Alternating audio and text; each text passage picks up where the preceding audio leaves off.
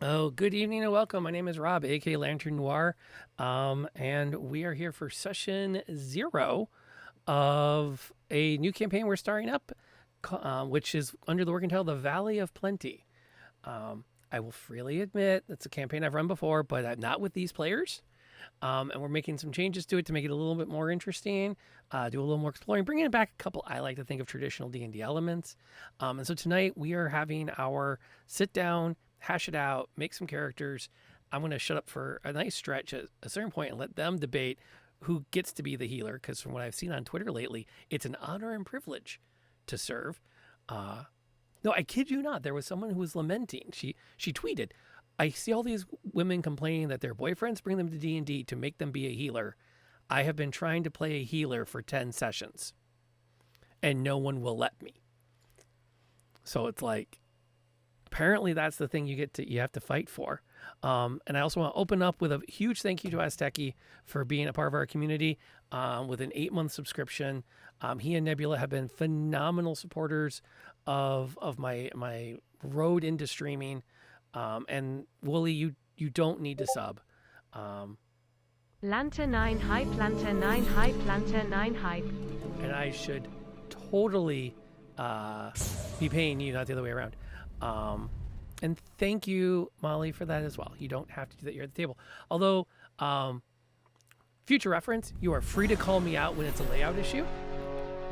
I'm going to take a quick second and verify that Tiffany's playing tonight, because right now it doesn't look like she is. So let me do that, and then we'll get rolling. While I'm fixing that, RJ, what's been going on in your piece of the D&D world? We'll let you do our first introduction of the night. Hey everybody, I'm RJ. You can catch me at RJustice282, Twitter, Twitch, where I sometimes stream and tweet about the nerdy things of my life. In my stretch of the D&D world, our party almost TPK'd. 3 of us got sucked into a black hole that also disintegrated us, so that's my Monday. Did you get better? My character can get better in 10 days because he's a lich. Everyone else is kinda screwed. Our ranger's at a 3rd level spell slots. There's no Revivify coming out of them. Does not sound like it, no. Oh, Spaghetti! Thank you for dropping by. I am glad to see you are here, and I am glad that you were okay with your forced name change. I was very concerned for you when that was going down. The last time I bumped into you, Azteki. You are kind beyond words, sir. That's all I have to say. Speaking of kind beyond words, I have the excitement of having Pond hanging out with us tonight. Pond, what's been going on in your neck of the proverbial woods? Hey everyone, I'm Pond. Just, defeating some cults and, watching some madness go on in a city. That's really it for homebrew campaign I got going on. It's really fun. You guys can find me over at Twitch for That Other Pond. I stream on Sundays, Mondays, and Fridays. And actually Thursday for this week as well. Yeah, the D&D game that I watched you work on, that's the one that's tomorrow night, right? Yes, indeed. We had to do a little schedule shifting this week, but yeah, it's gonna be really fun. I absolutely know and respect that. Scheduling's hard. It is. Speaking of, I've lost track of who I haven't introduced yet. Tiffany, have you had a chance to talk about some things going on in your world? Nope, you haven't done myself or barely Molly. So Okay. Hi, I'm Tiffany, and I am not on Twitch, obviously, but the indie games, the games coming up in my land. The Thursday night one is on hiatus for a couple of weeks because all of us have had just family world stuff. But Humblewood goes up this weekend for my my teens, and then we're working on a Wizard University game, D&D, and apparently only if it's a live action though. And then still working on getting set up for the Jane Austen RPG. I think is not going to happen before September.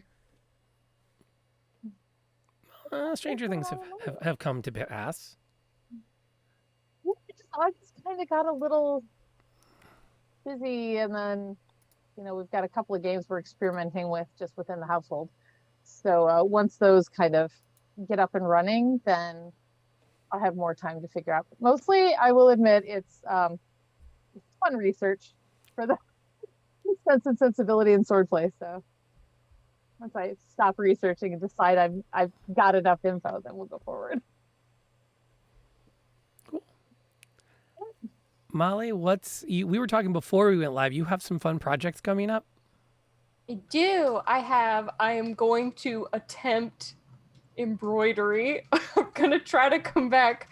I took a big break from Twitch, but I'm gonna come back to my weekend schedule, and I have a D&D game on Saturday, which is Curse of Strahd, and then hopefully Sunday will be a nice chill day of we're all gonna figure out how to embroider together. This is a learning experience for all of us.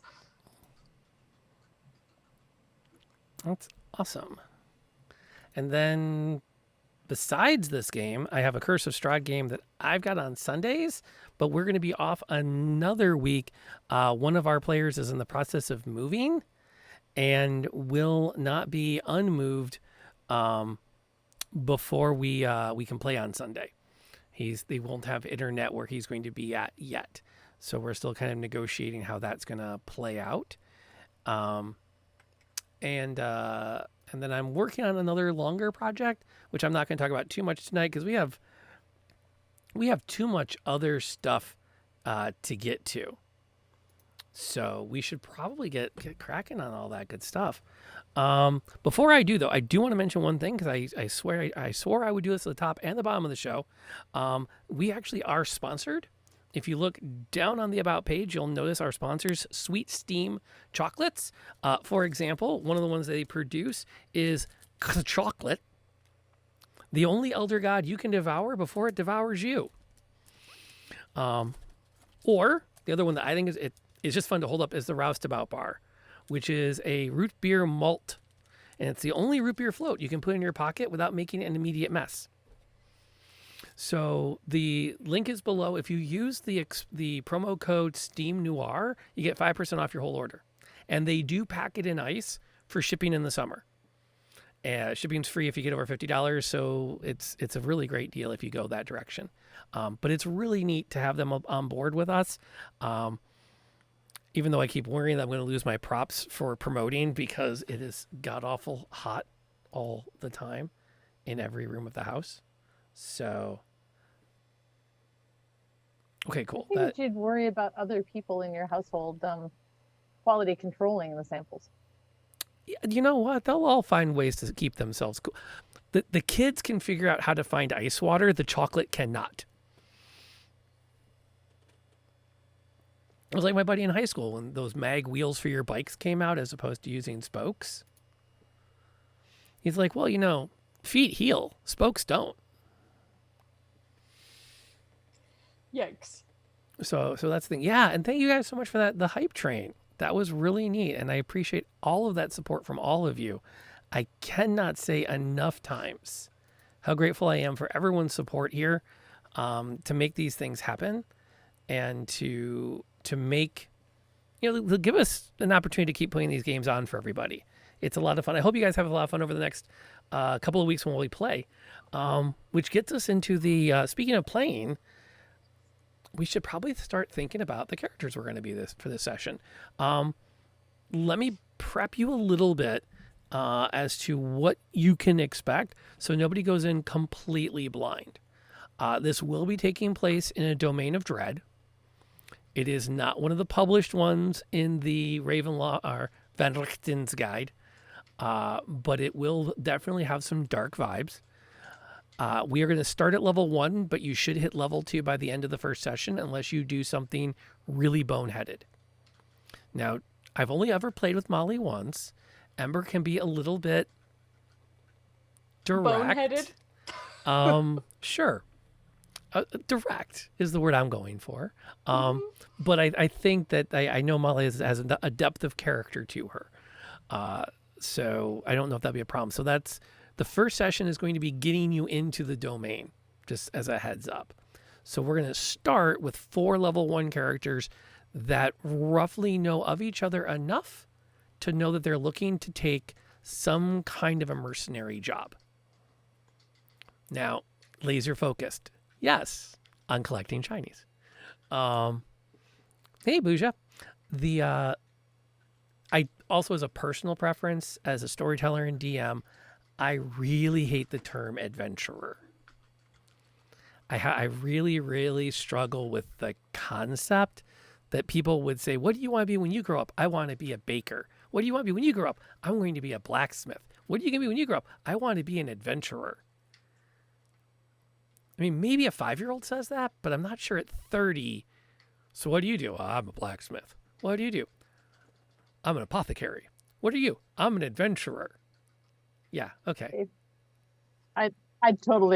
That's me though. I totally call that out. Yeah, RJ Yeah, and I'd I. say that. you could say it, but do you expect anyone else at the bar to take you seriously?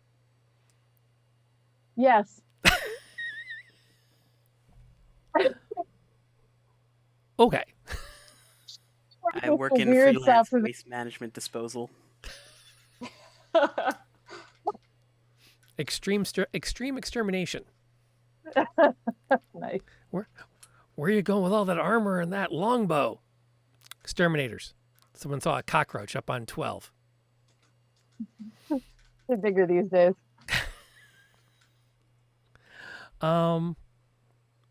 But yeah, once you get in there, a lot of things are going to come clear. There will be some undead, so a cleric would not be a terrible thing to have in the party. But as Techie will tell you in chat, their party hasn't had a cleric and they've been surviving on a paladin. And then Molly and Tiffany, our other game, our Candlekeep game, doesn't have a dedicated holy person in it. Nor do I think they would ever attract one at this point. Yeah, I think Nope. we'd run them off. Barely have healing spells. I think Mir- Jensen has some and Mir has some. Yeah, Mir's most the bard of them has the survived. healing. Yeah, Mir Mir does. has it, and we did stock up on healing potions, which proved to be a really good idea. You subsist on healing potions. Use our resources wisely. Not our brains, just our resources. Yeah. So that's kind of like the pitch. What does anyone have anything they're leaning at as a direction they want to go? I've gotten up to 4 choices. I have like 2 classes that I've been interested in that I haven't played as. And it all really depends on like what we need, I guess. I've never played as a warlock, which I think might be kind of fun. Or I was thinking a druid if we need healing. I did the one shot with a druid, but I don't know if that counts. I also realized I forgot to do this. I just linked to the D&D Beyond, which Molly and Tiffany, you figured out how to do this, didn't you? You have to release your character to make a new one in it. Yeah, I think so. Because Ember Now, and do I remember? yeah, I no longer can start new campaigns and share content to them. I've had to start to consolidate my campaign groups. Right. Unfortunately, the D&D Beyond does cap you at 5, which I like. It's like, yay, let's not get crazy. On the other hand, I have a lot of campaigns. Which I bet if I contact them, they'll probably find a way to give me more sharing rights.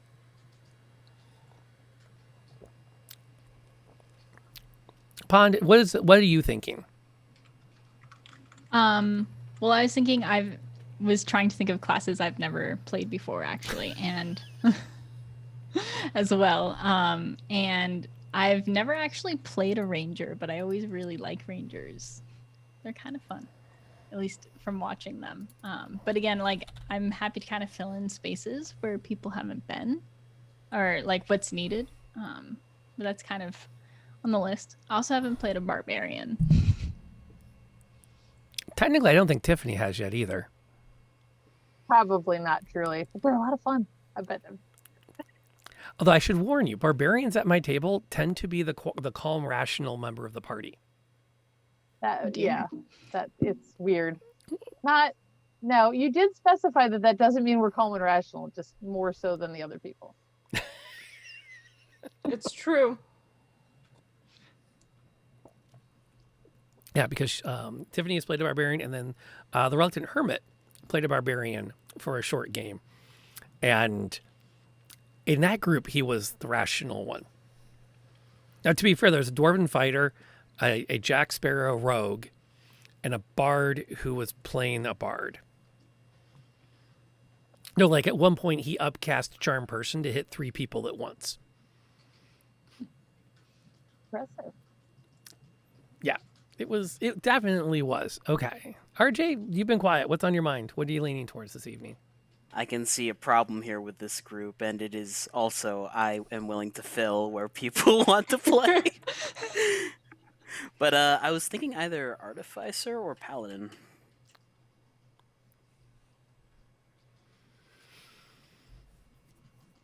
Paladins are solid. Artificer, I'm still wrapping my head around completely, but they feel like they're kind of like gadget-based sorcerers. They're int-based fighters. Yeah. Yeah. Not to be confused with the int-based fighter from the movie Darkness Rising 2, which I will never miss a chance to recommend to people. Just for the sheer brilliance of the writing. It's on Netflix now, he said, thinking. Okay. Well, I put down Pond I've got down for a ranger so far. Take it. I've actually updated the stream. As soon as you said, I really want to play a ranger. Okay, we'll put that in place. As we kind of flesh this out, and I'll just kind of keep refreshing my view of the campaign as you make your characters up. You should got us this character in this thing. Did you say what you were leaning towards, Tiffany? No, so I'm actually there's a couple. Like we were playing around when Rob and I talked before about a Fey Bard, but I kind of have a cleric too that I'm kind of interested in doing. So there's a couple of bards I was playing around with, and then a cleric. So I kind of leaning towards the cleric. I don't know. I could do either. They're both super fun. Well, if you take a cleric, then I don't know. RJ, does that change your does that affect your decision making at all? Still split between Artificer and Paladin. I'm leaning more towards Paladin, though. Cool. Yeah, I think, Tiffany, if you go for Cleric, I'll probably lean towards Warlock then, because I was thinking more Druid since they have the ability to heal as well. Uh-huh. So if you do that, then I'll probably lean more towards Warlock, but it's up to you. Yeah, I'm totally down with that. Like I said, I started with like one character when we were talking about this campaign, and now I've narrowed it down to 4. So going the wrong direction. Well, we completely made up. I'll put it up here. Yeah, and she was so like, it's kind of her and the cleric contenders. So. Yeah, we have a full fairy bard we put together. Well, that's cool. Unnamed. And it's funny because I had just gotten out of an argument on Twitch and Discord about having a massive hatred for flying characters. Yeah. Come up with a reason she doesn't fly. That's not a big deal. Afraid of heights.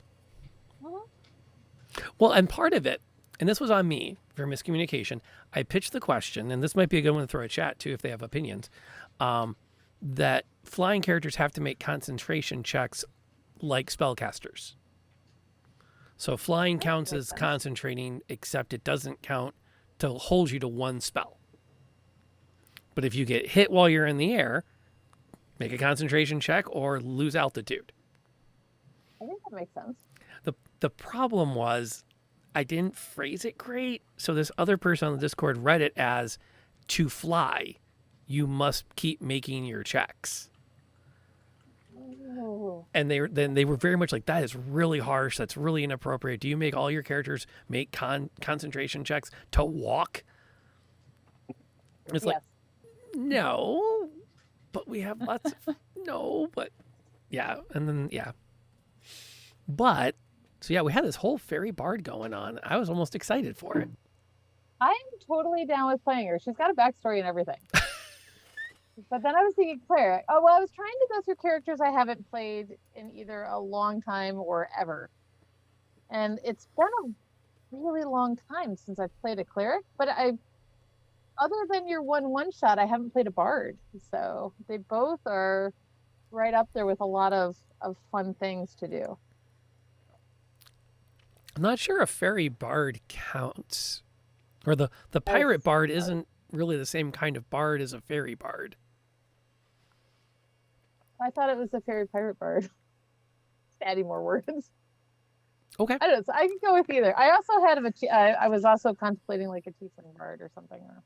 I can everything. Make choices. Okay, so we have a paladin, a ranger, a warlock, and Tiffany. Is that what I'm hearing so far? Yeah. Or, I don't know. I was thinking, okay, if you do go with the fairy bard, Okay, I'm putting this back in the question. yeah, I know.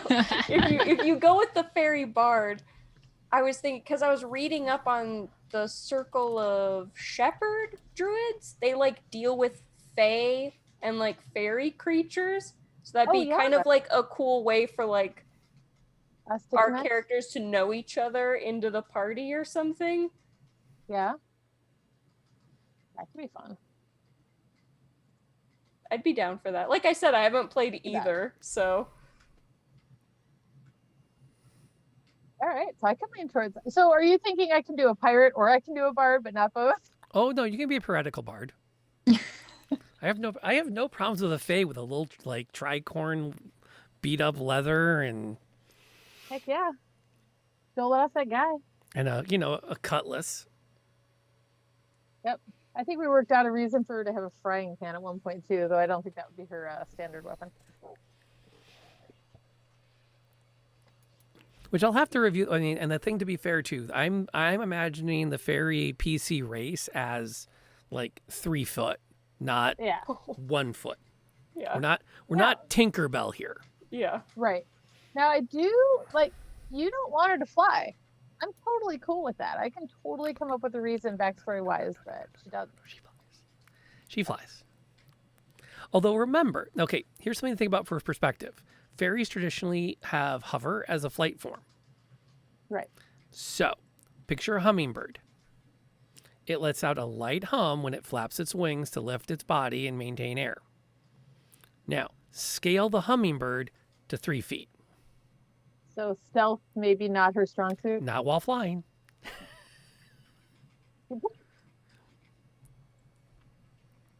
Yeah, there's definitely going to be a light buzz and light buzz. We'll call it a light buzz in the air when she's in hover mode. Okay. If that works. Oh, I'm down with it. Okay, so fairy bard. All right. That is updated. So is that then confirmed, Molly? You're going druid. Yeah, because I think that'd be a cute little tie-in for their backstory. Okay. Updated. All right, RJ and Pond. What has occurred on your sides of the Zoom call? I wasn't sure who was going to go first, so I was just I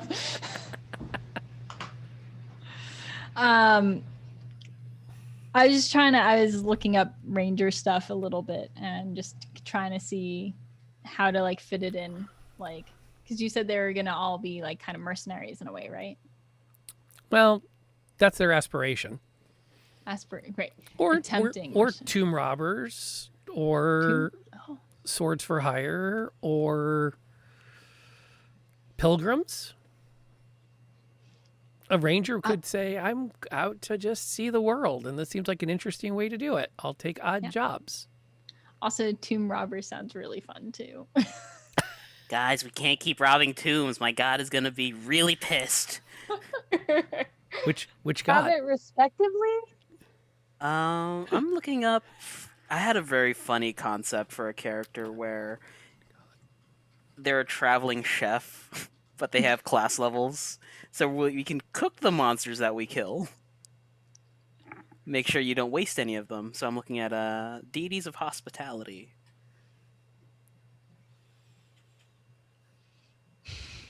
I kind of love this. It's That's like that amazing. homebrew of like the garlic bread cleric. Did you guys see that on Reddit like a while ago? Like all the spells summoned garlic bread in some way. That's awesome. It was In our amazing. Thursday That's campaign, amazing. Wooly is a chef. He's a druid that's a chef. Combat amazing. sous chef. It's like that guy in Ratatouille. Also, I killed a man with my thumb. This one. Going at a tough piece of meat and just smite.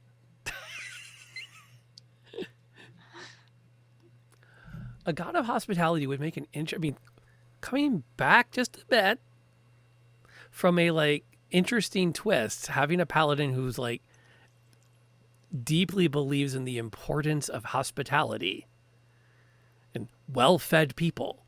It's like not quite like that's a really neat take on it.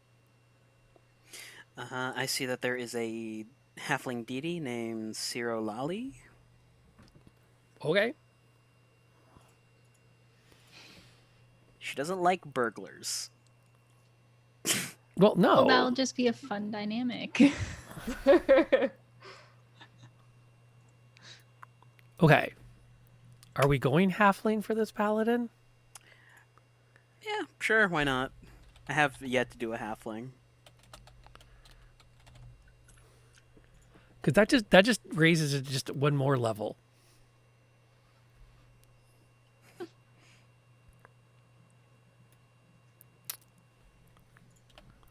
Okay. So we'll update that.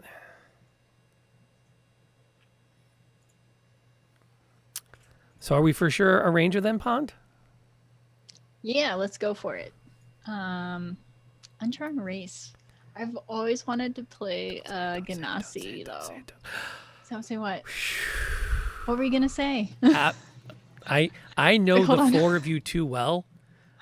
You'll pry that word out of my cold carcass. No, where's the fun in that? I love Ganassis. They're so fun. They're so cute. I'm like, oh, I won't be one. No. Ganassi's great. I'm fine with Hey. Ganassi. He's not gonna tell us what he was afraid to do. No, because I know it'll So happen. I take that back, and I'm just gonna go through every other available option. Yeah. Just wait to see the face go beet red and go, oh yeah, okay. Yeah. No, it's Yeah, that funny one. when we did this back with the last gate group with Molly's group and Tiffany's. I was about to say, and we're gonna focus on the Lord of the Rings races. We're gonna look at the classic high fantasy, and I'm about to say that when I think it was just when I was really thinking about a water Ganassi. And then I was, oh yeah, and I want to do a fire Ganassi. Won't that be really neat? And I'm like, oh crap. That's not gonna happen now. Next campaign. Yep. Dragon Stew for Metalweave Games. Let's run a complete food-themed campaign. I will have to investigate that as a thing to check out. Okay, so which kind of Ganassi are we looking at? Air. I was going between earth and air. I don't know. I don't know. What can we do to nudge you one way or the other? Someone says one. What were you between water and air? Or earth and air. And so if you're Earth, you're gonna connect really well with Molly's character and maybe have That a is little true. battling going on. Oh, if you're I like- air, then we've got 2 flyers and we're really gonna give Rob a headache. Nope. both are really good options there. I do like the connection with your fairy though. Let's go with that. We'll do earth. Okay. So the Earth Ganassi gets, let's see,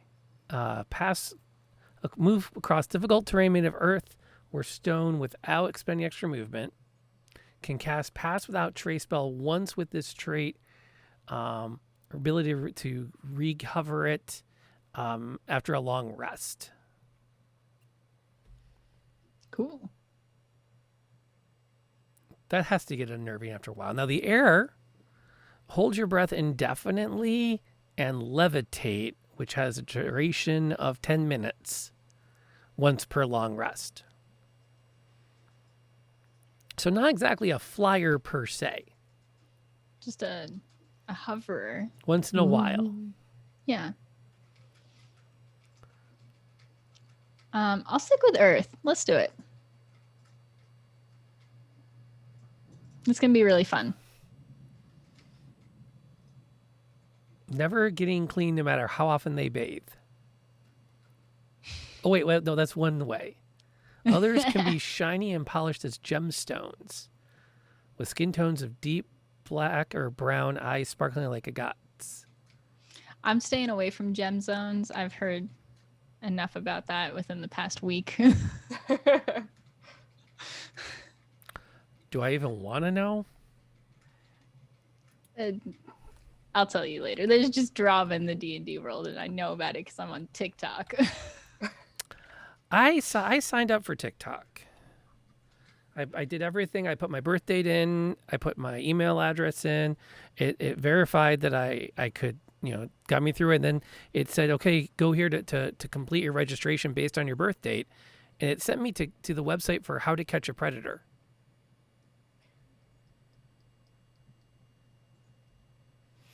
What? Stopped paying attention for a moment and came back at a really weird part. Yes. That's my I'm too old for TikTok joke. Ah, You're never too old for TikTok, Rob. I just made a poll and everything. Oh, to vote on what kind of Ganassi? I like polls. Poles, Swedes, good people. No? The dad jokes are strong tonight. So strong.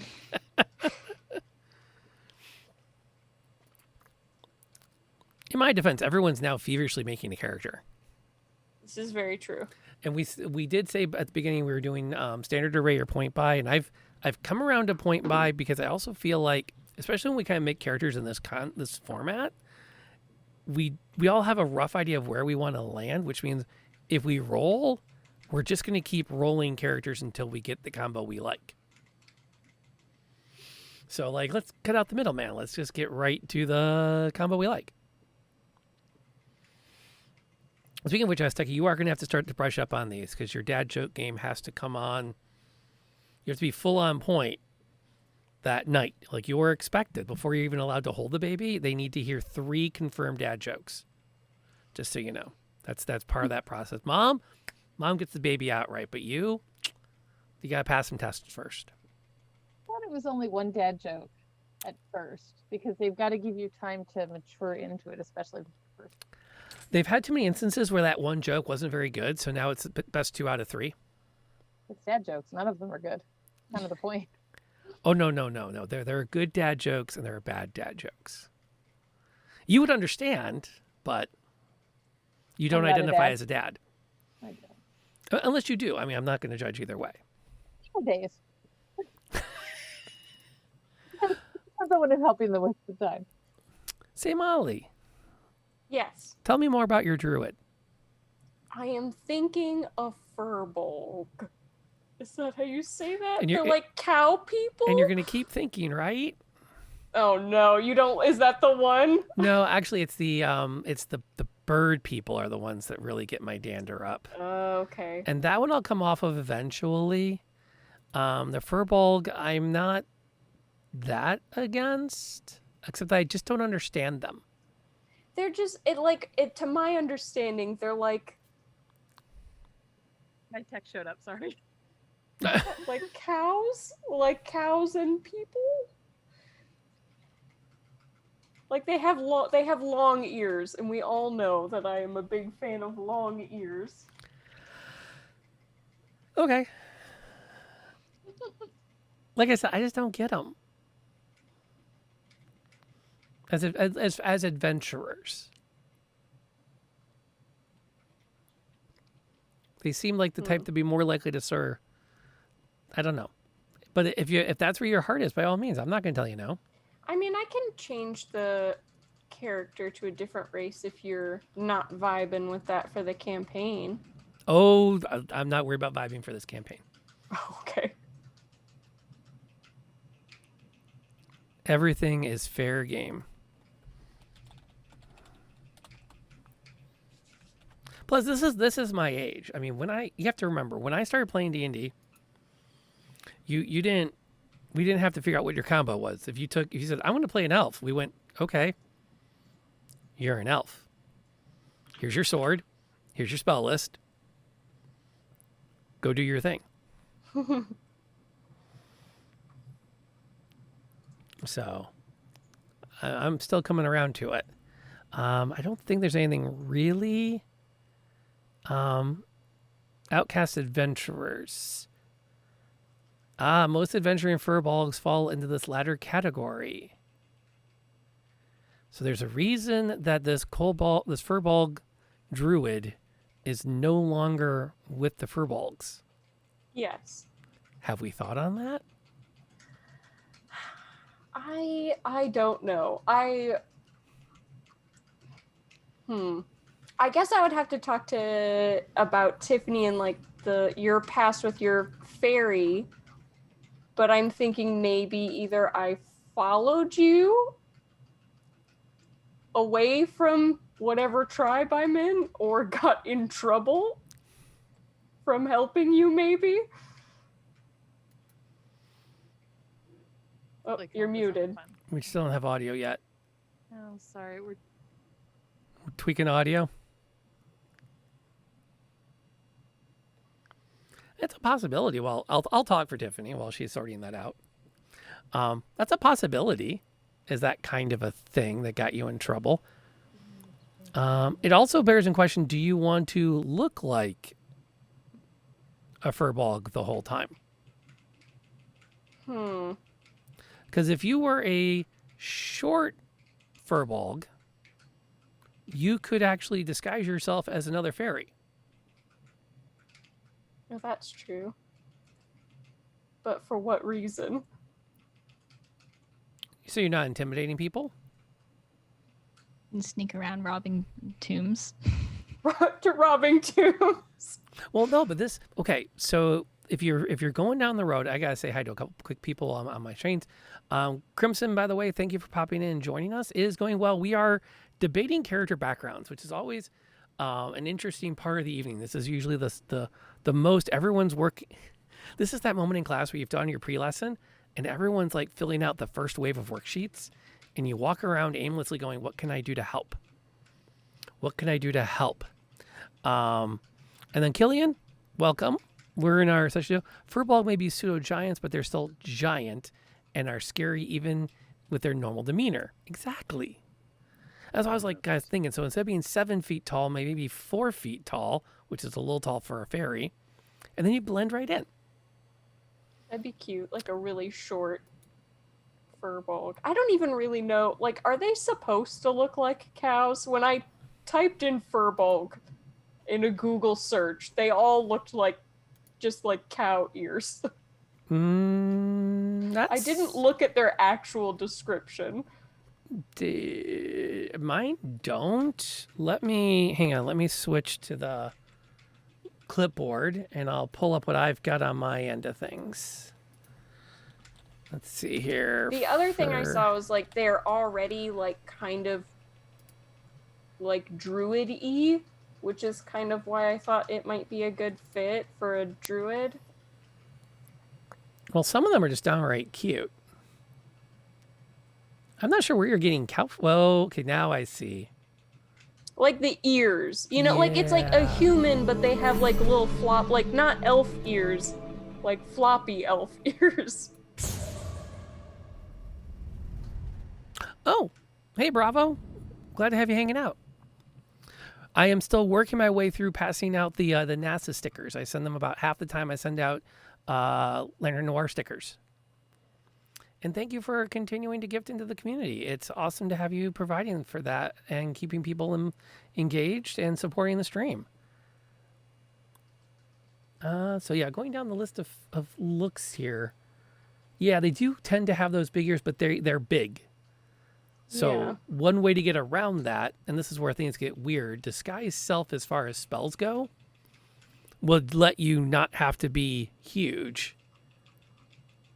I mean, you still would be, but not.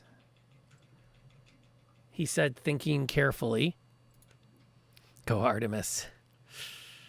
Which just reminds me, I really need to play a bridge simulator again sometime. Okay, disguise self is an illusion spell, but you can appear up to 3 feet shorter. Well, that's going to be an interesting one because it doesn't actually make you shorter because it's not a transmutation spell. It's strictly illusion, so you're still 8 feet tall. Oh, and the Furbolg magic has disguise self. That's what I was looking at, yeah. Okay, cool. Okay, yeah, that'd be sure. Which, what we can do, I think I can on the overlay fairly easily. Well, I can edit the overlay really easily in real time because it all goes through a single text file. I can just put whatever you want for your character's race, appearance, in quotes on the overlay. Okay. Just so you figure out what you look like.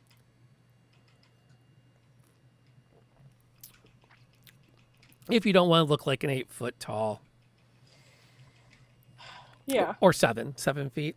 Between 7 feet tall and 240 pounds. Wow. I'm only pausing to reflect on the fact that kind of the way COVID has been going for me. If I was 7 feet tall and 240, I'd be really skinny. I don't know. I don't think I would mind being a big lady, like a giant lady. I think that would also be cool. Okay, now you should double check that bingo card. If you had the Resident Evil reference as your last square to bingo, let us know in the chat. Yeah. Yeah, tall ladies are trending. So, you know what?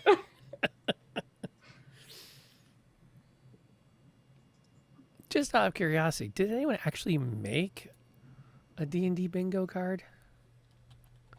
We should. I have decided I am definitely going into my staff meetings this year with bingo cards. Because I'm just tired. I just don't have the energy anymore. Huh. Someone who took chaotic neutral. Yep. The No Living Parents Club.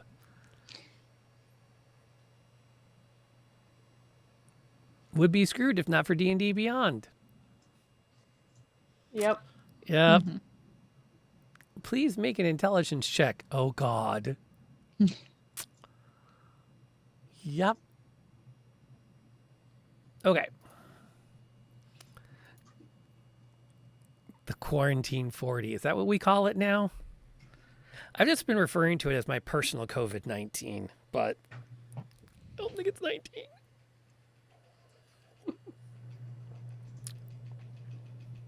I don't think it worked out that way. You know what I'm going to do while we're working, too? Let me hop over to a different window. Okay, so what are we missing on fleshing this out? How are we doing? Where are we at? What more things can I add in here as part of our storytelling?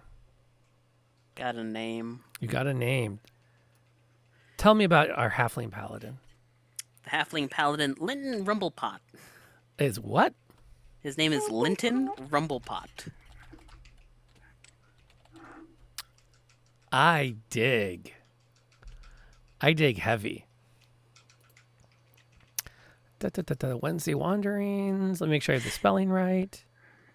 If you can't stand the heat, stay out of the kitchen. And then Finn, you've implied he uses he, him. Yes. All right.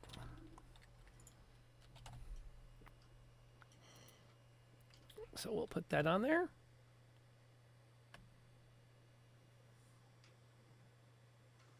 That'll work.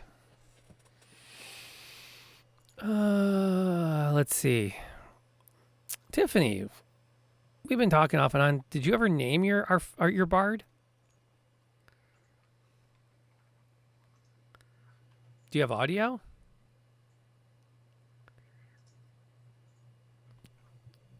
Check to see if you have audio back.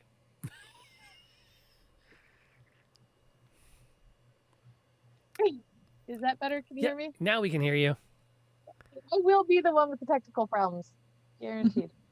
I will try desperately to fix them beforehand and screw up something else. So I was leaning towards Mad Moira, but I could totally go with something else. Mad Moira? Names are Mad Moira. That works. It's more piratical than bardish, so. Moira? Sure, yeah. It can go a lot of ways. She, her, I assume? Yeah. Okay. Fair enough. Let's see.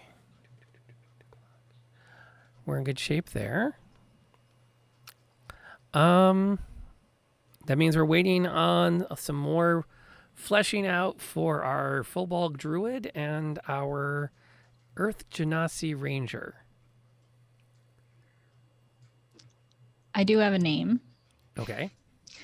Sierra, because it's Okay. mountainy.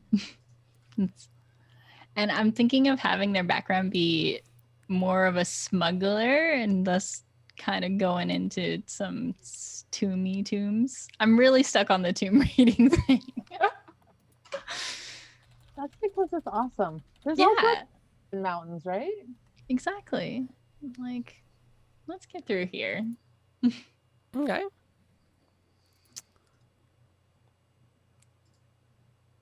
And does Sierra have pronoun preferences? She, her, please. Absolutely. I still remember I was doing a stream with Graybeard, and we are as too old, as too white, as two dudes as you can get. And in the Zoom call, his pronouns were still showing. Someone made a point of saying, "That's awesome that you're including pronouns." And I kind of thought, pretty sure like there's not a lot of that. That's like, oh, it's a good thing to have normalized. You know, for where, Yeah. you know, just because it's a good thing. If everyone's comfortable with it. And there was someone else I got into a Twitter fight with because they were lamenting that it clutters the overlay.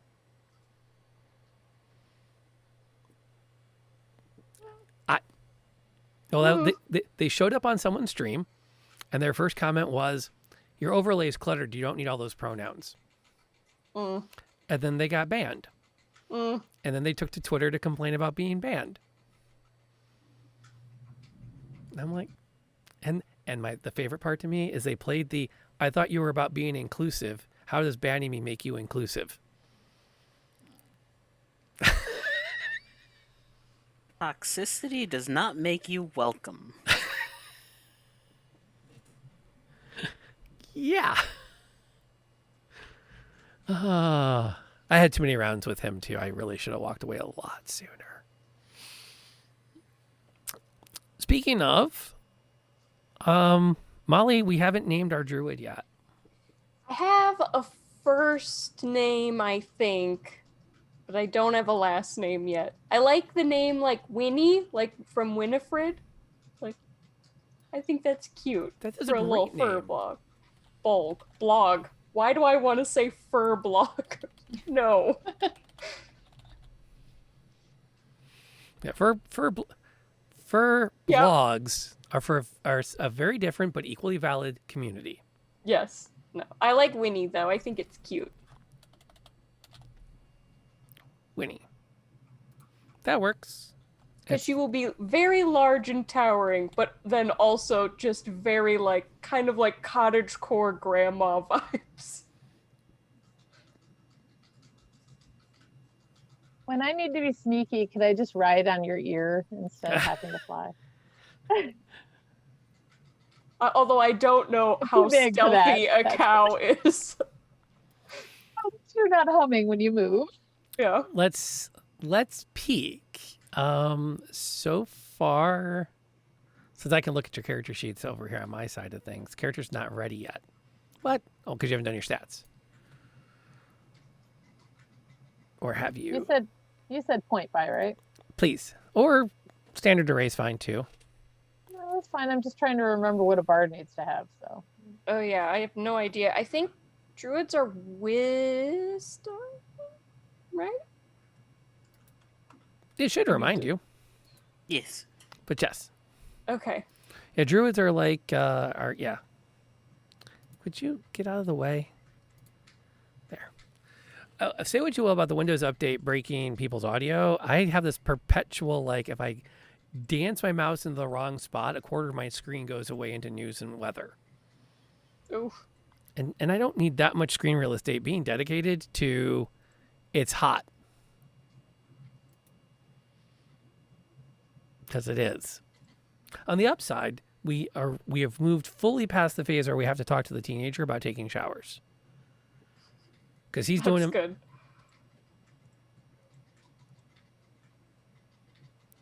Yep. Yeah, he's well on his own. He went out, hung out with friends today, and first thing he did when he walked back into the house was jump in the shower. Now, if we get the 9-year-old onto some kind of a schedule, Kitty K, go take a shower before you go to bed. I took a shower 3 days ago. Yes. Yes, you did. Go take a shower before you go to bed. my oldest is at the point where he will voluntarily shower. We're just trying to get him not to take an hour. The next, you get him in the shower, then you gotta take less. The trick I found for that is encourage them to use music. Yes and no. That's great if it's a short musical piece. Well, If you listen to like ambient music on YouTube from no, video no, games, not so much. no. I would say 3 songs. 3 songs and you should be back out of the shower. That'll keep you around the 9 to 14 minute mark. Unless like they put on Love Shack, in which case, yeah, just you're not gonna get your shower back tonight.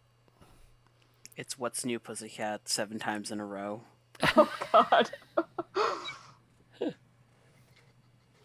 Or 3 You know what? instances of Freebird. You don't want to hear him going whoa, whoa, whoa. Oh, Wooly wants to contribute. He confirming druids are wisdom based. However, if you use a cantrip like Primal Savagery or Shillelagh, you don't need a good strength or dex for combat. Okay. And Shillelagh, if I recall correctly, besides being just an epically fun word, and is used in Ireland to refer to any club, is referred to as a Shillelagh.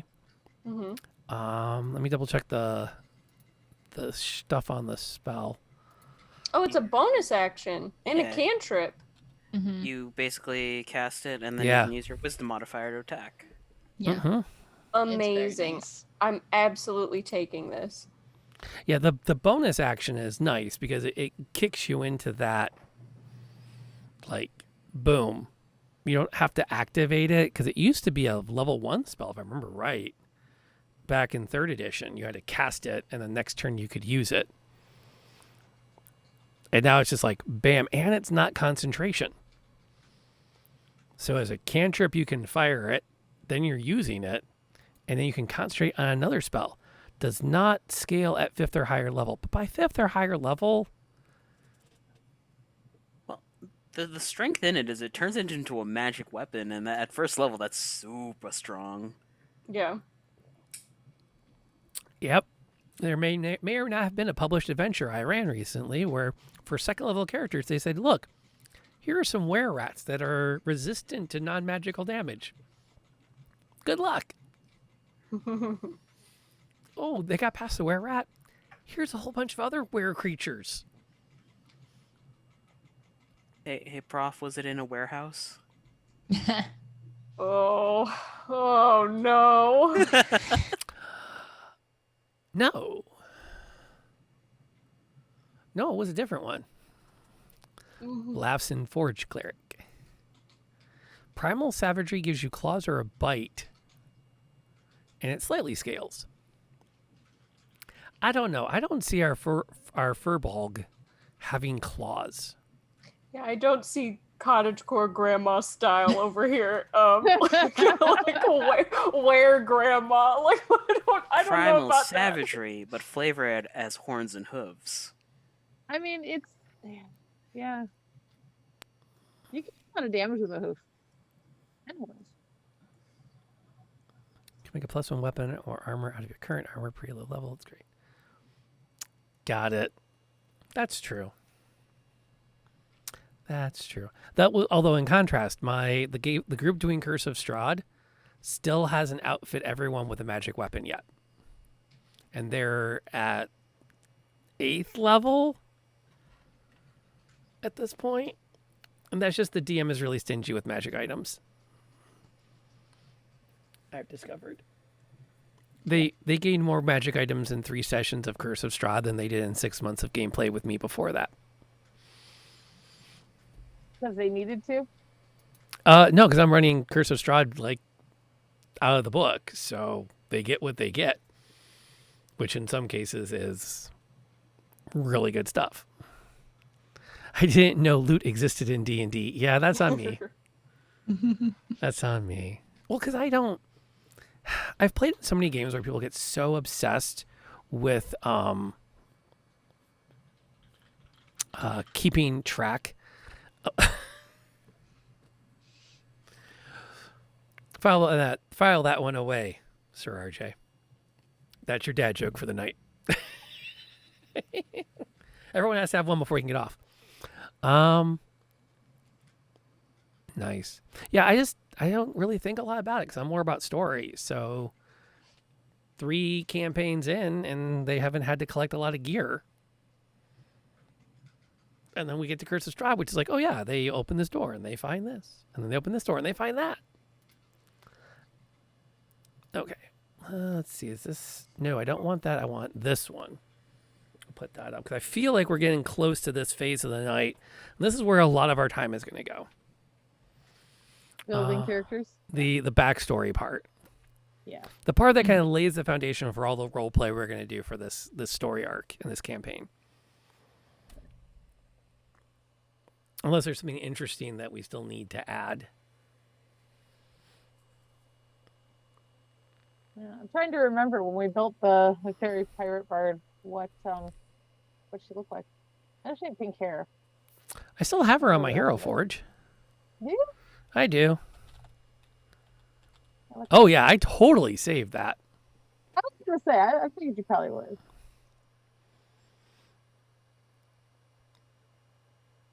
Which I will not fault anybody if they want to use Hero Forge for character visuals between now and next Wednesday. Because that will also let me put a character portrait up on the overlay, which is not a terrible thing to do. And they've added so many features. If you see on the stream, this is Dagon from my Curse of Strahd group. It looks. They've made it worth this. I think it's worth the $5 a month to be able to come back to this as a way of visualizing a character. Let me see if I could find. There she is. She was unnamed. Also, it's just word of warning. It's just gonna happen. I'm gonna end up drawing all of your characters. So. Yep. Whereas If I you will could- talk about it. Never Yeah, if you come up with descriptions, let me know in our little Discord chat. It's very exciting. The furbolgs are available, just named differently. I believe it. Send me a link and I'll print it. Oh, thank you, Aztaki. I am, by the way, going to be on the kids' case this weekend. They are going to design their D&D characters on Hero Forge to ship to you. Because Kitty K would love to have her Dampier Rogue as a mini. especially if you can figure out how to add an apple with a straw sticking out of it.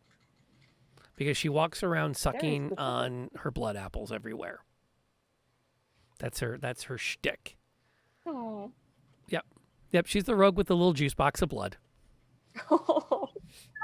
Nice. Well, Yum. when you're 9, this is how you envision your character. I'm also kind of surprised that the 13-year-old got 2 sessions into the game before we realized that they had not taken anything but... Okay. Had not taken anything but the forest guard. Ah, good to know. Had not taken anything but cantrips. Oh. Yeah, they were getting their clocks cleaned in the first really challenging combat encounter, and they go, I don't have anything else I can throw. I can just keep throwing my cantrips. That's all I prepped for today. And it was like, really? You don't have all your other, like, where's your magic missile?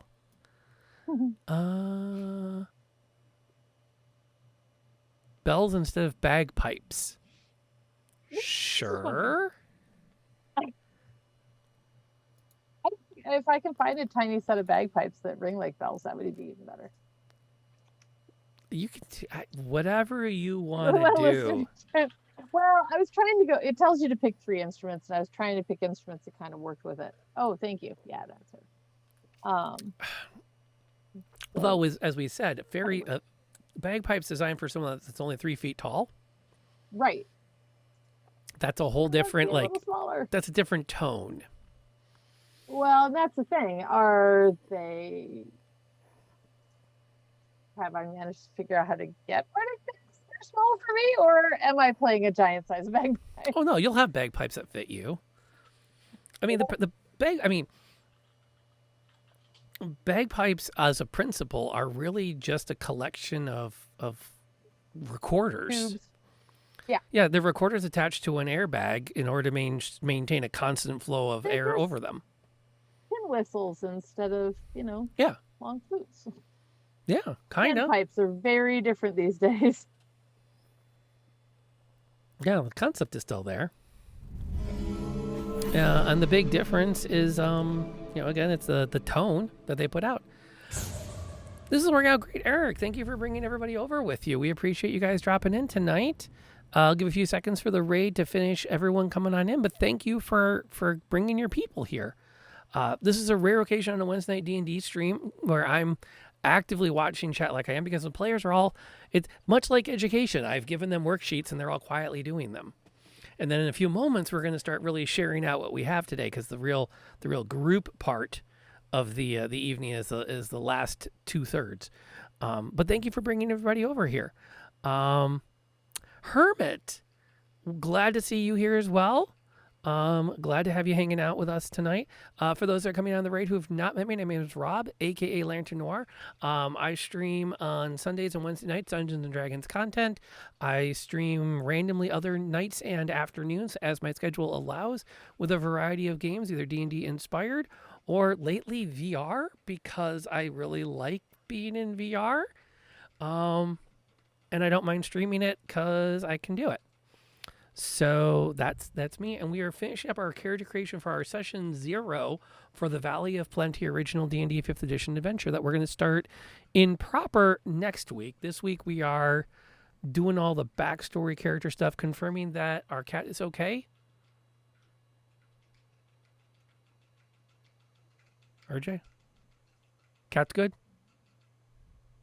Okay. Sorry, I was having trouble with my unmute button. That's okay. That's okay. I'm just making sure the cat's okay. The cat's fine. He just had dinner, so Ah. likes to inform everyone in the house that he has eaten. Okay. Yeah, a little bit of a soft spot with me lately. If you check the chat, there's a link to Foxy's Fund. I started adding that as a command. The charity is a charity designed to raise money for veterinary care for strays, orphaned animals, and animals whose owners simply don't have the finances to help with a treatable condition. So this isn't meant for chronic things, but it's for the moments where the family says, well, The cat will get better, but it can get a little expensive. And the reason that this became a thing for us is that our cat that we lost 2 weeks ago, after 20 years together, was a stray that we adopted. So for all the people that have been supporting the stream, if you have a little left in you to give, and you can click on that link, that's a great cause, and it helps other cats like Serendipity find homes, because when they come in as a stray, they can take care of making them well and getting them ready to adopt.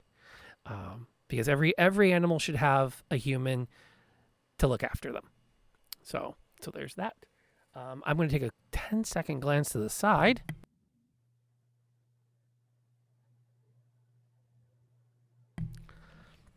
That would be Kitty K, and she's going to disappear into the VR. Did you want to say hi to everybody, honey? Oh, she has to say hi. Do you want to talk about your character? No. Okay, you just want to say hi. Hello. I'm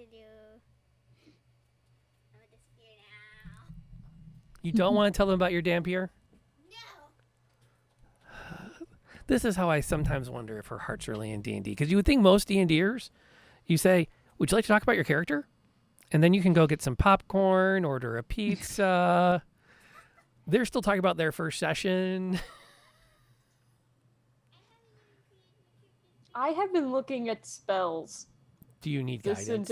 since we stopped talking about like the races we were all playing. Why is it so hard to pick spells, you guys?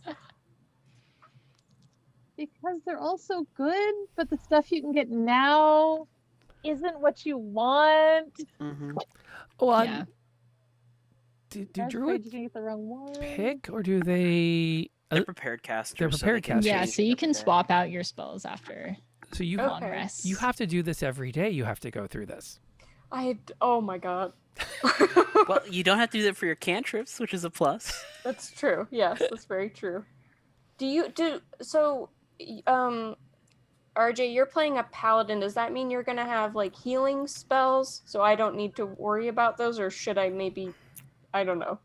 I'm not gonna have healing spells for a few levels. Oh, okay, okay, I have healing hands. okay. Because I can have healing word. So Is this a good Maybe time to I'll- bring up those safety rules? Probably. You know, no inappropriate, unwelcome touching.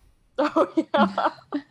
First and foremost, before you die, I need you to consensually say that I can touch you. Yeah. Yes?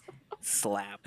Can we just establish that before battle? Is that gonna be like, oh, before we do this, I can heal you, right? If I am Touch that. unconscious, you have consent to heal me back to life. Here is a waiver. I need you all to sign these. Yeah. You 'Cause laugh. if we wait until we're down, it could be a problem.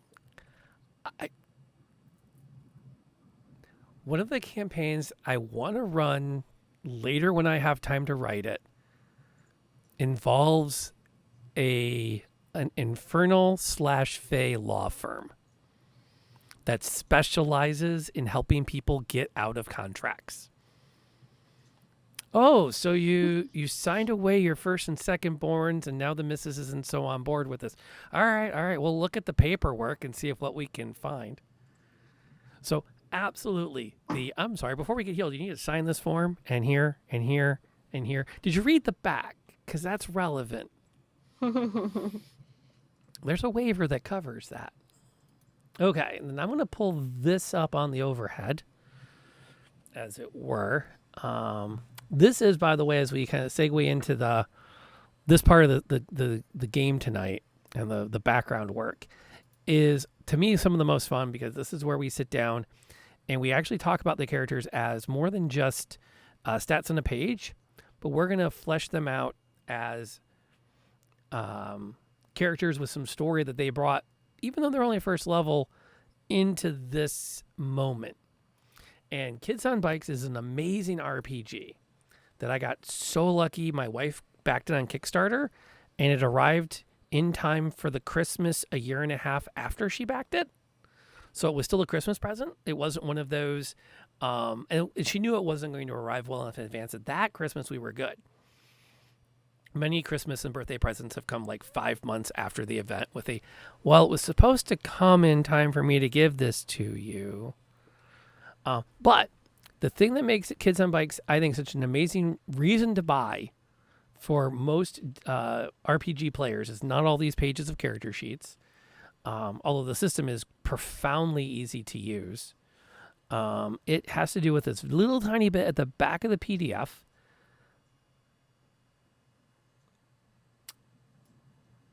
Okay, he's going to find the other PDF because he thought he had the right one pulled up. Well, it's in this PDF, but it's not all of it. So, because this is the Ashcan rules. There should be another set of questions. All right. I was doing really well until I started talking. There we go. Relationship questions. And that's a lot of the fun, as we get to talk about what's going on. Grung cleric. Every time you target to make a con save. Grung are poison arrow tree frogs. I love me some grung. Hands demon 2 kittens. Here, technically my firstborn. They're my first children.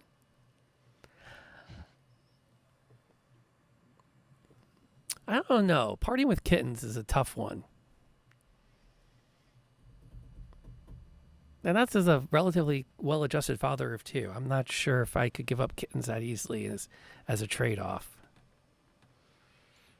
Kittens. There was a Tumblr post that was like someone signs away their firstborn for the health of their mother, and then they stand there in front of whoever they've signed away to and just go, "So when do we get started?"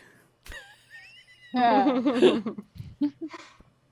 We're doing this tonight. Yeah. In the morning, my place, yours. Let's lock in some specifics here. Yes. See contracts. Okay. Now the Ashcan rules have the characters you know, and I'm gonna have to go find my copy to get the person you don't. Which then does raise the question as we get started. I'm gonna duck over to grab that book. Who knows who starting out? At least knows each other well enough to qualify as knows. I Versus think Winnie and Moira decided they know each other. Yeah. And then I don't remember Sierra? Sierra. Yeah. We hadn't talked if the 3 of us know each other or not. Haven't talked, but I think it could be fun. I feel like she'd be out there a lot, so probably running into y'all. I can see that. if the 4 of you already know each other, which is perfectly legitimate, Yeah. that just, I don't have to go find my hard copy of Kids on Bikes because we have all the questions we need right here. Yeah. So we can figure out a way for RJ to know us all. And I've already forgotten your character's name. Lynn? Is that it? No. Lynn works, yeah. Linton. Linton? Well, here, let me do this before we get started. Right. I can also. Let's see here. Linton. We'll do that. And then I'll do that.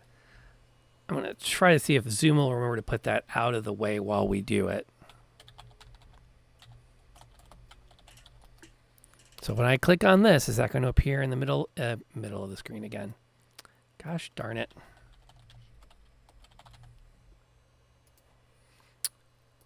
There we go. And someone will have to, I'm designating Tiffany to remind me of this. What am I reminding you? To update the Zoom. If you guys don't, I can update the Zoom with names. Okay. We bumped into that with when I ran with Wings and we did Dragon Heist. We had a Lorelei, a Lillian, and a Liz between player and character names. So Liz was playing Lorelei and Third Tier was playing Lillian. Thank goodness. Yeah, there was a lot of... Yeah, that was tricky. Okay, let me see here. Let me get where I can see this again. Specify it's my biological sapient children can use adopted. Exactly. Although, part of the shtick for that game, Crimson, was going to be whether or not they actually had specifies those things, which just meant I had to basically write a whole bunch of mock trial level legal mysteries to throw people at. And as much fun as that sounds, I don't think I have that kind of energy. And are you cold? In Atlanta. It's not a.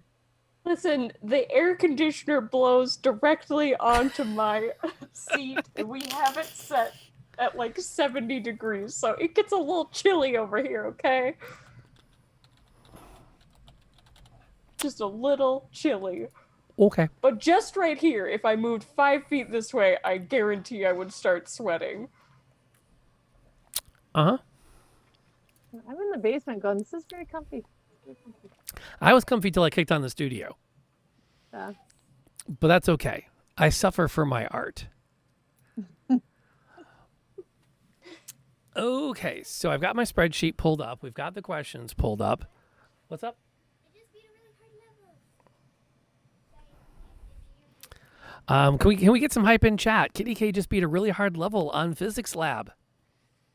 Hype. Everyone's hyping for you, Kitty.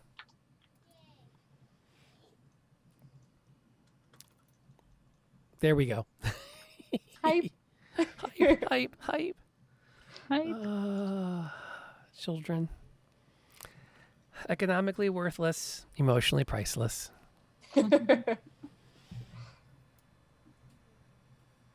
Oh, wait. Okay, so we're figuring out how we know each other, or are you just gonna get into asking questions? We're gonna go right for the questions. Okay. That will include that inherently includes how you know each other.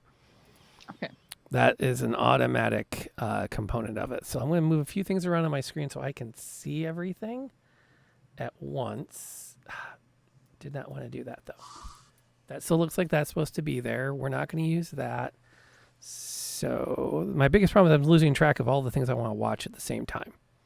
I do kind of want to keep chat where I can see it, just in case anything interesting happens. Because chat always has insights into what we're working on. So I'm just going to move a few windows around, and now I can see everything. Okay, cool. So the way this works, there are good and bad questions. Everyone's going to answer 2 questions about everybody else's character. This can be a dialogue, but part of it is also the idea that you're giving up a little bit of control to make part of that link. You obviously you have veto power. So if there's a moment where you look at it and you're like, nope, that's really not going to work for me, you are welcome to say so. And there is no limit on how often you can do that. But, it's up to you. It's kind of like it's meant in good fun and to help add a little bit of interesting backstory. So what I'm going to do here is, this is from, and this is to. So we're going to start with Moira. And since this was an easy one we had right out of the gate, we're going to go right in on Winnie. Okay.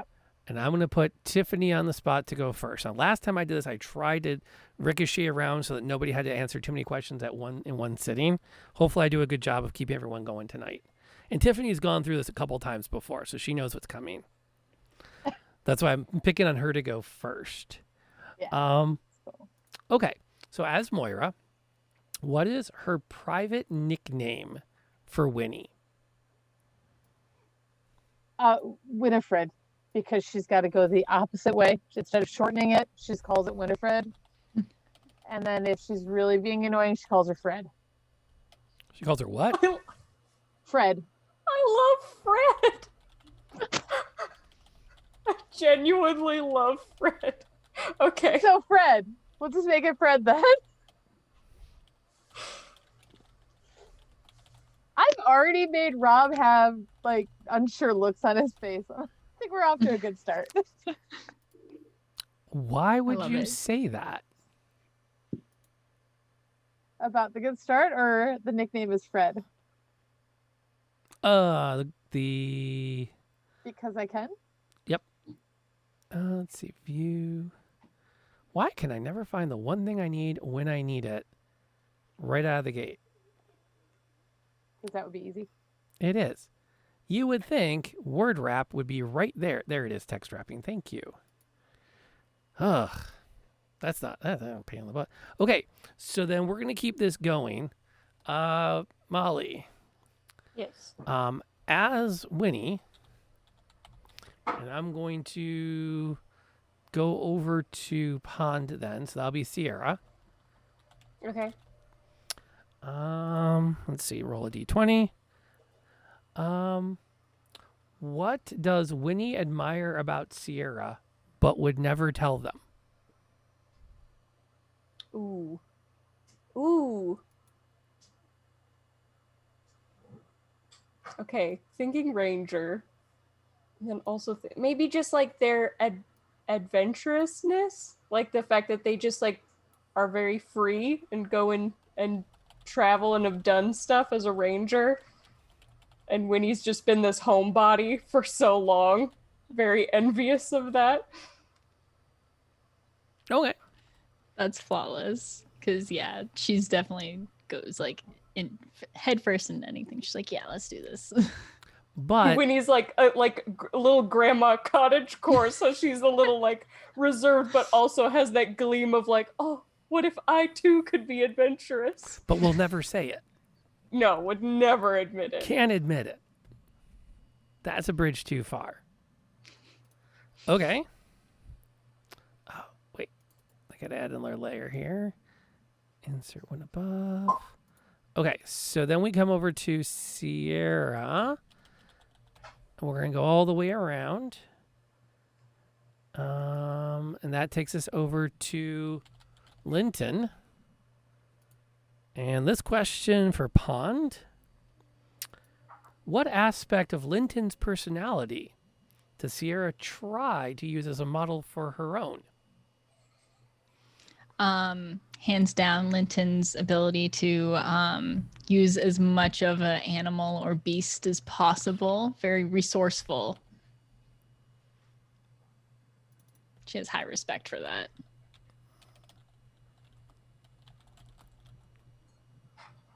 I'm mildly terrified by that now. Because there are parts of an animal you're not meant to eat, and the implication here is somehow Linton uses them. Hey, listen, even the deadliest poison in moderation is a medicine.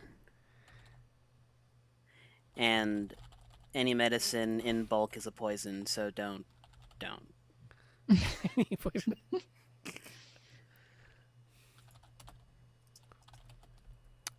Okay. Everything but the oink. I don't know. It sounds like the oink gets used.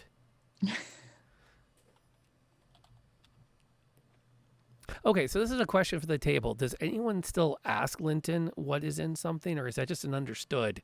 When food is served, we do not ask from whence it came. Don't ask, but you can tell based on how much alcohol he serves with it.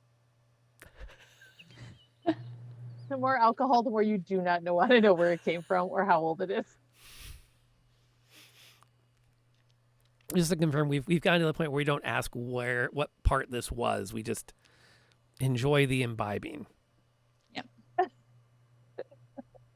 Depending on how much alcohol Sierra has had, she might start asking though. Out of curiosity, purely scientific. That's where the adventurer part comes in. Exactly. Okay, so this is put Moira here. Just mild reorganization on the screen. Okay, so RJ, from Linton's point of view, what's the kindest thing that Moira has ever done for Linton? I think there was a point in time where maybe during their adventures, Linton was feeling down and Moira was able to pick him back up with a song or story. Go on. What made that story so stick out as like the kindest? I mean, she's a bard. She kind of already picks people up, doesn't she? In my head, it's from the Witcher TV series, The Fishmonger's Daughter. That always picks me right back up. That song is hilarious. Is that like, is it hilarious because it's catchy, or is it hilarious because it's body? It's super body. Got it. I'm super good with that.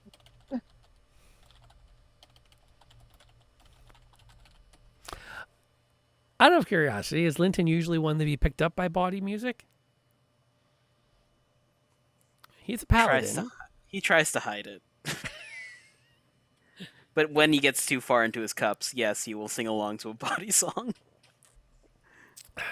When I came home on Tuesday night, as drunk could be. Ah. Okay. So we've done that. We've got one pass. We're going to do it again. But this time we're going to make it challenging. And we're going to go back the other way. So Linton gets to pick on Moira. How did this... Wow.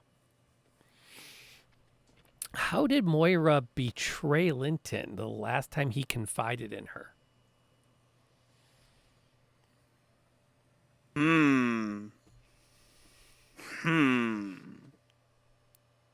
Yeah, you all thought this was going to be fun and games. You weren't ready for these. I was not ready for this. Uh-oh.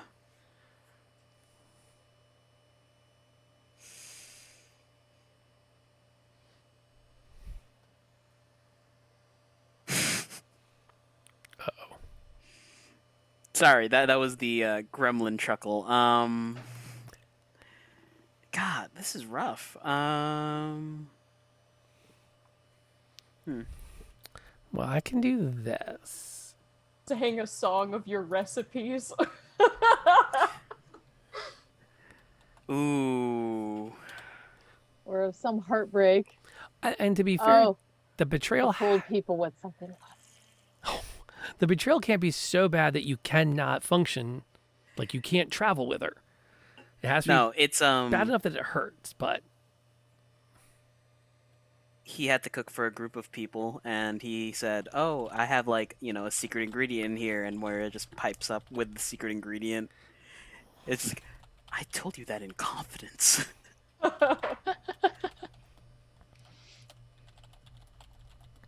Knowing how much those secret ingredients are guarded, I can see that.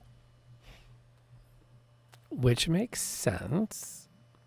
Okay, so then we pop over to Pond, and Sierra has the same question coming back. No, sorry, same type of question. Oh, this one's not so bad. What does Sierra do intentionally to annoy Linton? She will actively ask about when specifically drunk too, as we were saying before, will ask in detail for recipes and is claiming to write him a cookbook that will someday get him famous and rich. But will also take a profit off of it because she's doing all the work to write it down. Okay.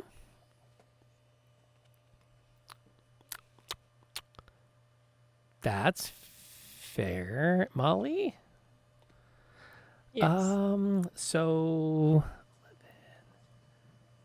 what does Sierra do that makes Winnie immediately lose her temper?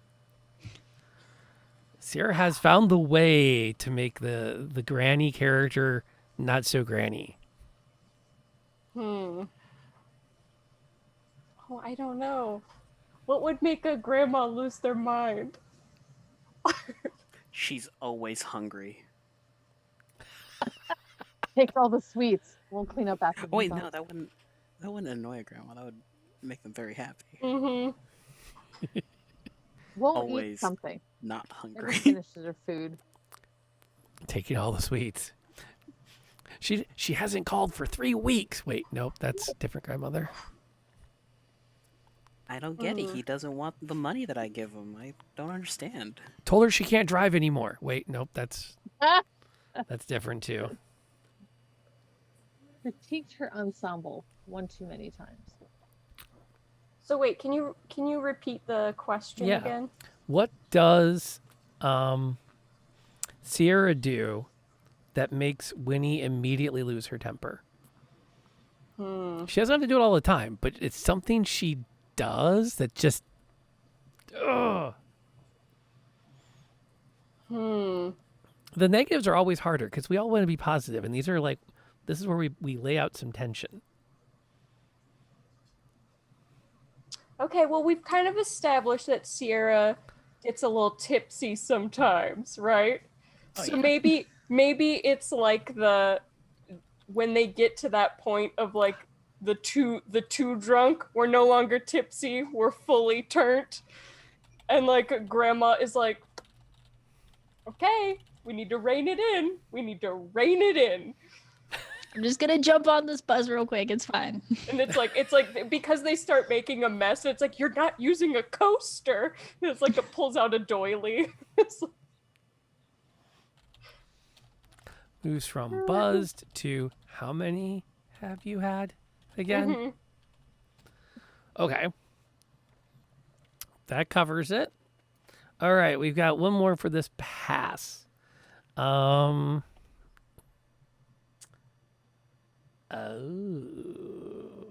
Well, this is just pretty.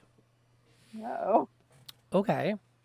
So Tiffany, what secret is Moira keeping from Winnie that Moira would be devastated if she found out?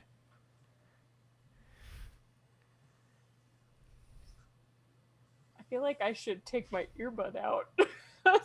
I don't know if Winnie knows how bad my pirate past was. I don't know. That might be too much.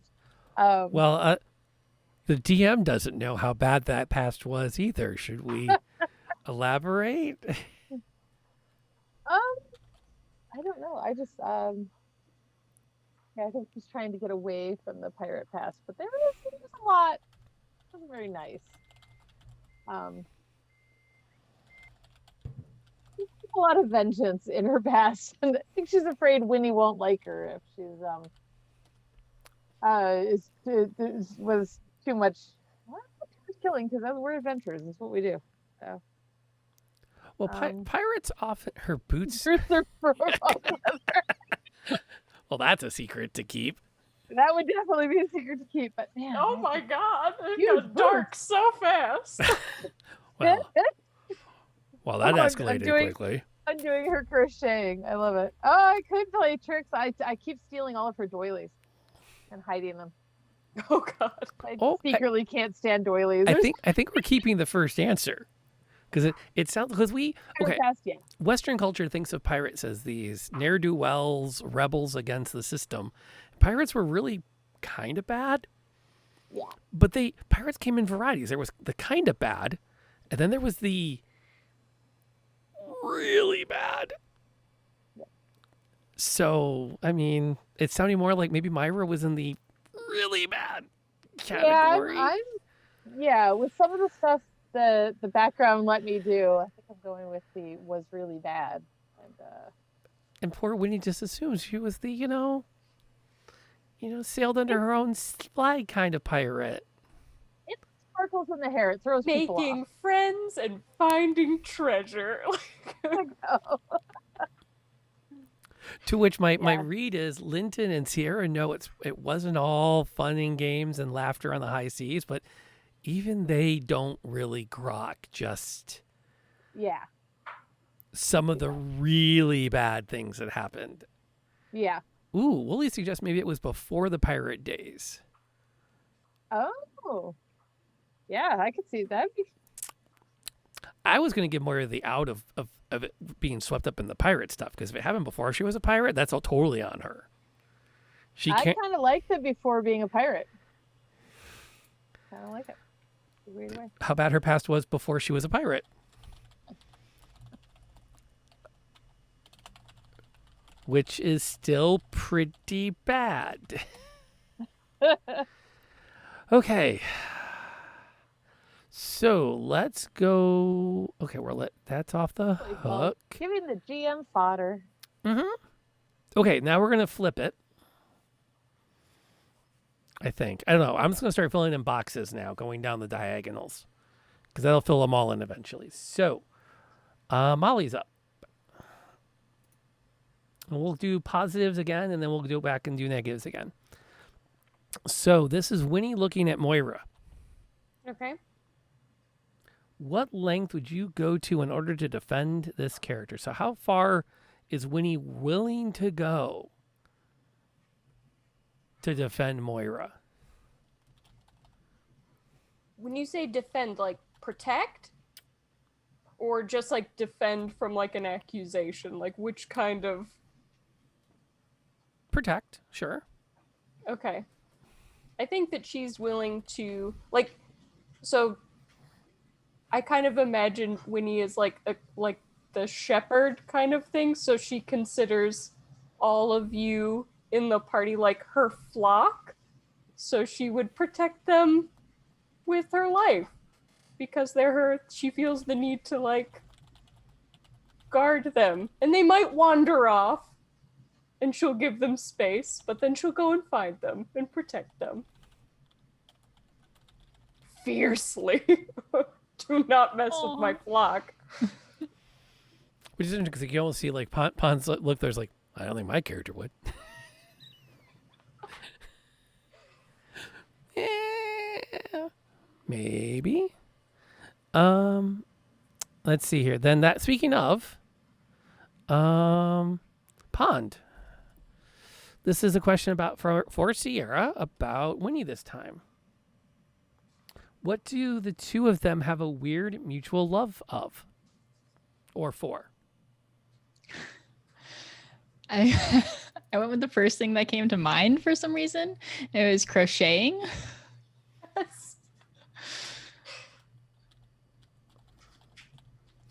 Absolutely. Yeah.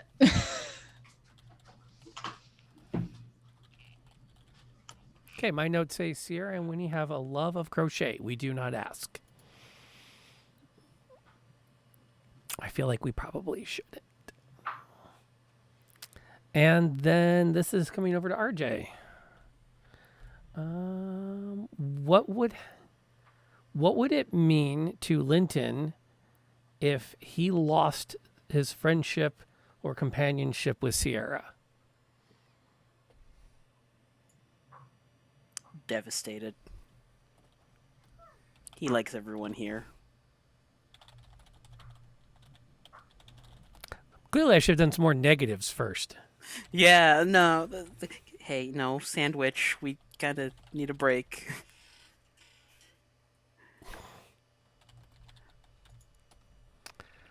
That's fair. So I came down that, and then that puts me up into that box. Okay, Tiffany. Why do Moira and Linton have a bond that can never be broken?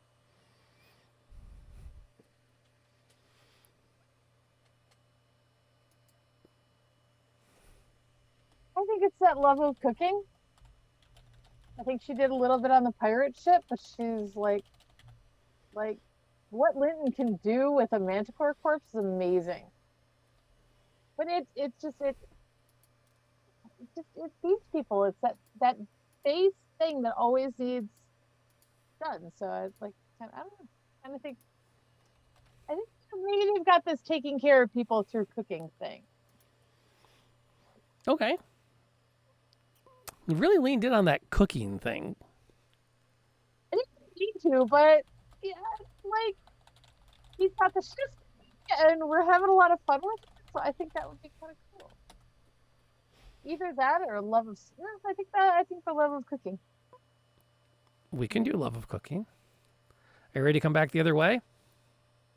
Yeah. All right. Dropping the D20.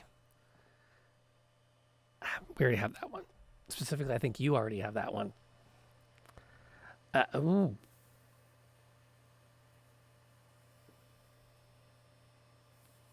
What doesn't feel relevant?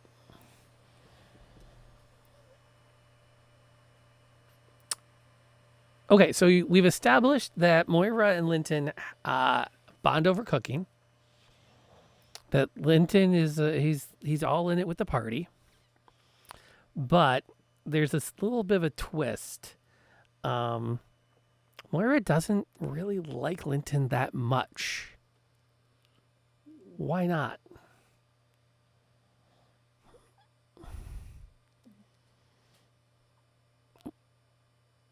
I almost want to go. It feels like a cop out, but I almost want to go with he's too nice and she's not good with. She's not so trusting about that. What makes that a cop out? Because that's something that people often come up with. She must be plotting something. I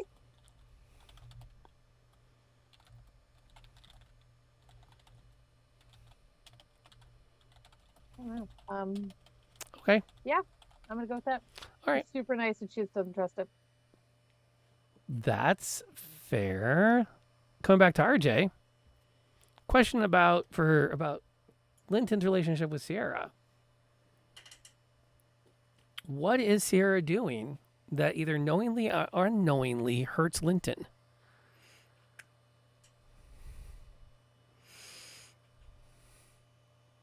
Diving headfirst into a battle without like properly gauging everything. Like, one, that's dangerous to you. Two, I really need that head to be intact to do this recipe.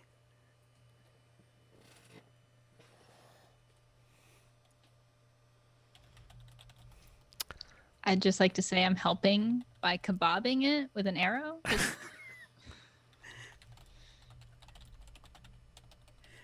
I don't have any recipes for unicorns, and yet here we are with all of them with arrows in their heads.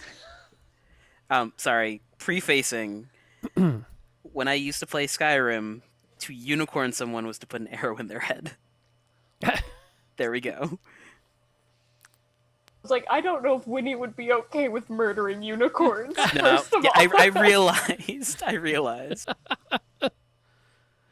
The closest I have to that reference would be my son one day said, "You know, I wanted to be in ski patrol, but then I took a snowball to the knee." I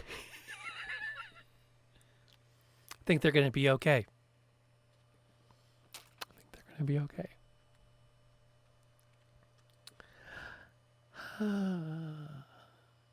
Okay, so Sierra.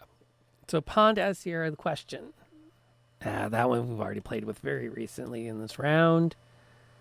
Oh, how far will Sierra go to avoid being alone with Winnie?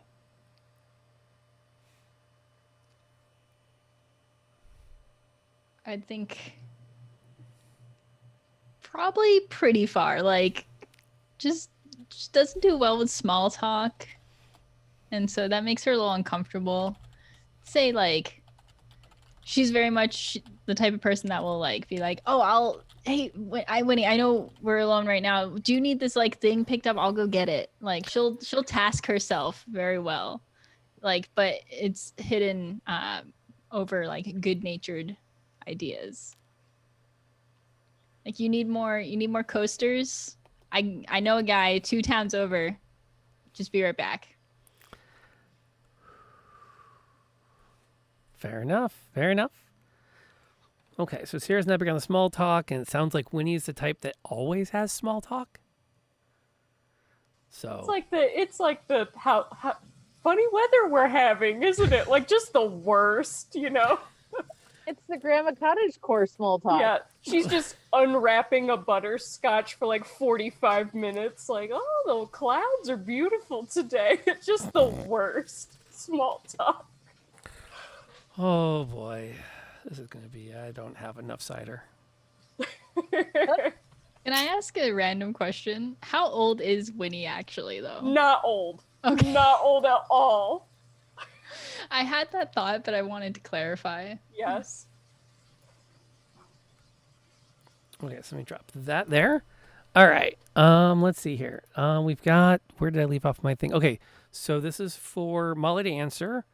Referencing the relationship between Winnie and Moira. Okay.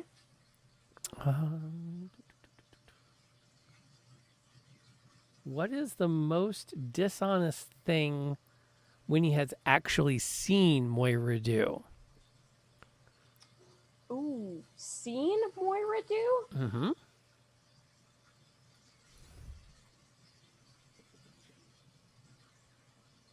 Hmm.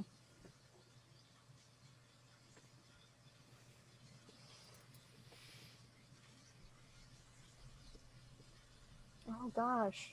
I kind of figured with the pirate, this would be an easy one.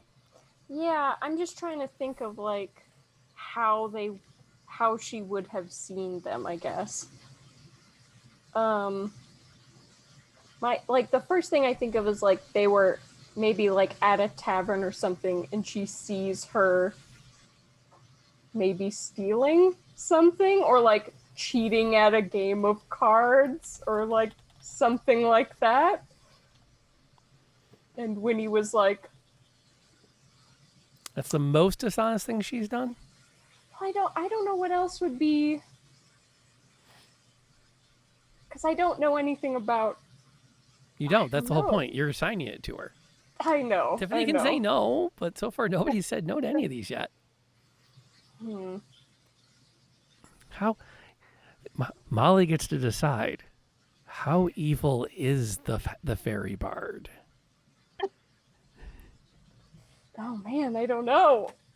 So who all is waiting for like Bravo or Willie to put something in the chat? Honestly, yes. Stalling for time, please.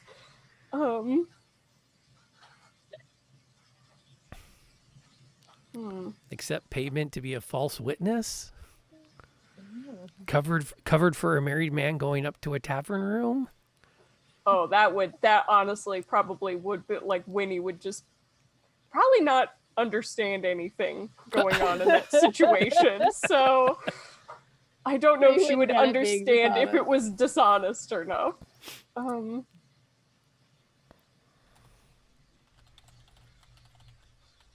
Okay. I don't know. What would Winnie see as dishonest? Because maybe it could be something Winnie would. They could have. No, not thinking. No. This has to be harsher than that. This has to stick out. Yeah, this that's is kind of why I feel like the like seeing them cheat at cards is like almost too easy. But I don't know. Well, she's all about protecting, so maybe it was like Winnie is about protecting. So maybe it was like they took a job to protect somebody, and maybe Moira, they were offered more money to like sell the person out or something, and Moira did, like kind of behind their, like we got them, like we were escorting somebody or something on a mission, and we got them to a safe house, and then we were offered money to tell the person who was after them like where they were, and we all said no, and then maybe Winnie saw Moira go back to like sell them out for the cash. that. I don't think it's that good. How about this? Y'all said no. This was your first one of your early jobs. Yeah. You escorted somebody safely. Let's say it was through let's say through something like Waterdeep. Okay. Just get him through without getting mugged or because people were looking for him. And it was 2 days later the guy's widow wanders into the tavern you're staying at. And you glance around and you know the paladin didn't do it. And you've been with the ranger the whole time.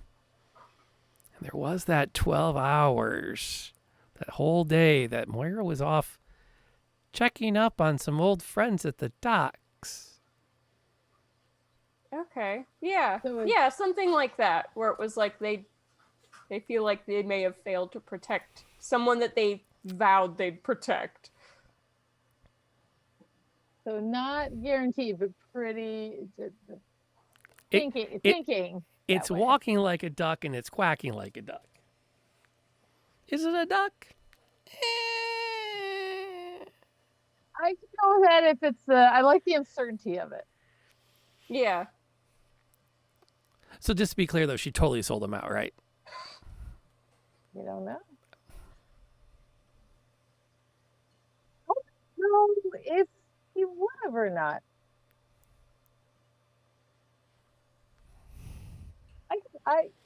Yeah, you know what? First job early on.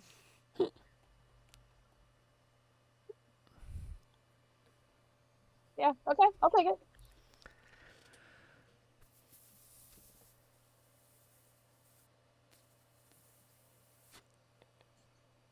Okay. Tiffany, what is Sierra giving up or sacrificing to protect Moira? Mm. What's she giving up to protect me? Oh, boy.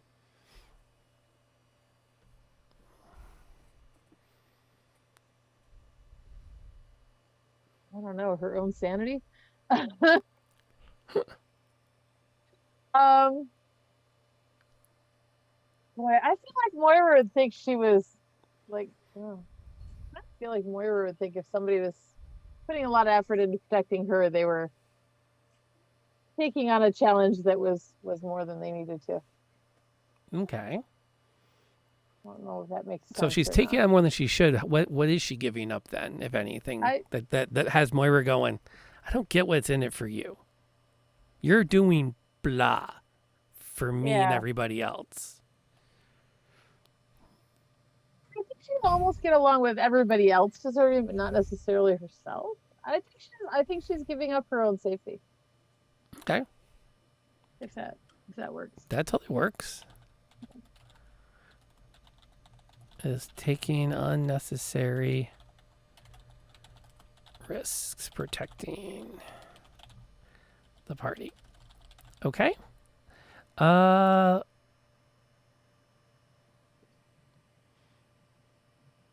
Okay, that's just the way this works out. RJ, we're back to you after way too long not talking. Linton has a question about Winnie. What plan do the two of them have that Linton is excited for?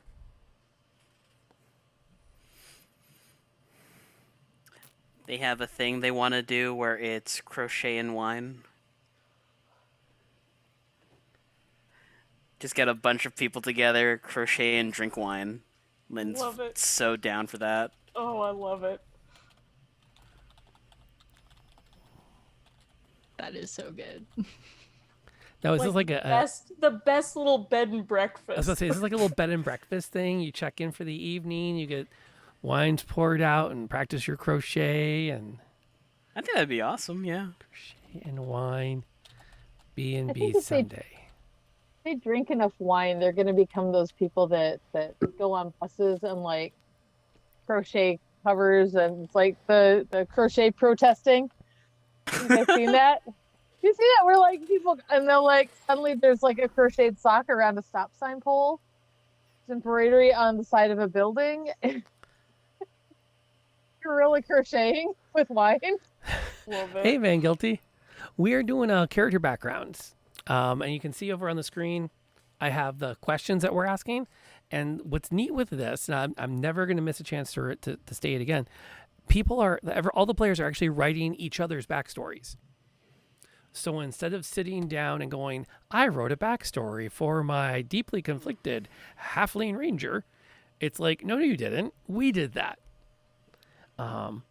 And thanks to the luck of dice, some of these are really rough because they kind of half fit and kind of don't. And we're all having to, a little bit on the fly, rethink a few things that we thought we knew.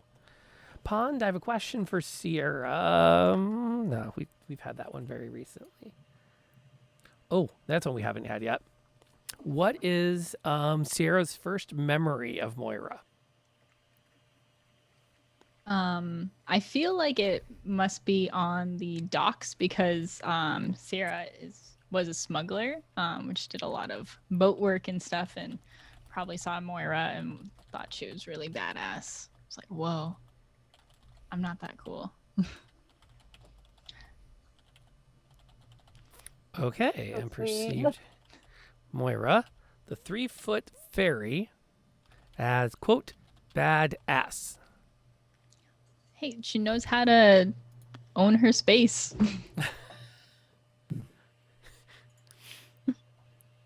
So there's like this moment where she's like ranting at another smuggler and then sort of like hovers up to be eye to eye with him. Yeah. And he kind of like actually takes a step back. And it was like, probably Sierra knows that smuggler, like, doesn't get startled very easily, but it's like, so there's instant respect there. Solid. Oh, that's where the... Okay. Let's see. Move that to here. Boink. Okay, Molly. Yes. We have a question about Linton. So from Winnie's point of view, what did this character do? What did Linton do for Winnie that makes Winnie owe a debt she can't repay? A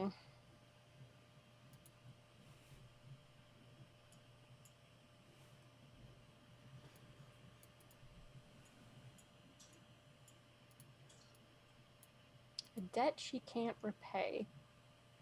Uh-huh.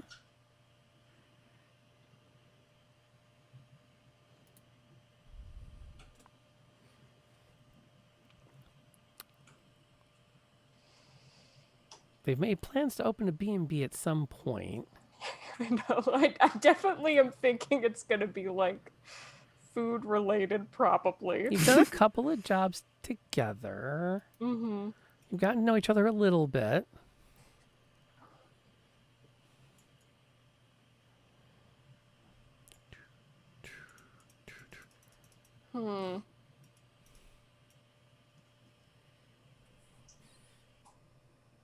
There should be something positive almost. Yeah.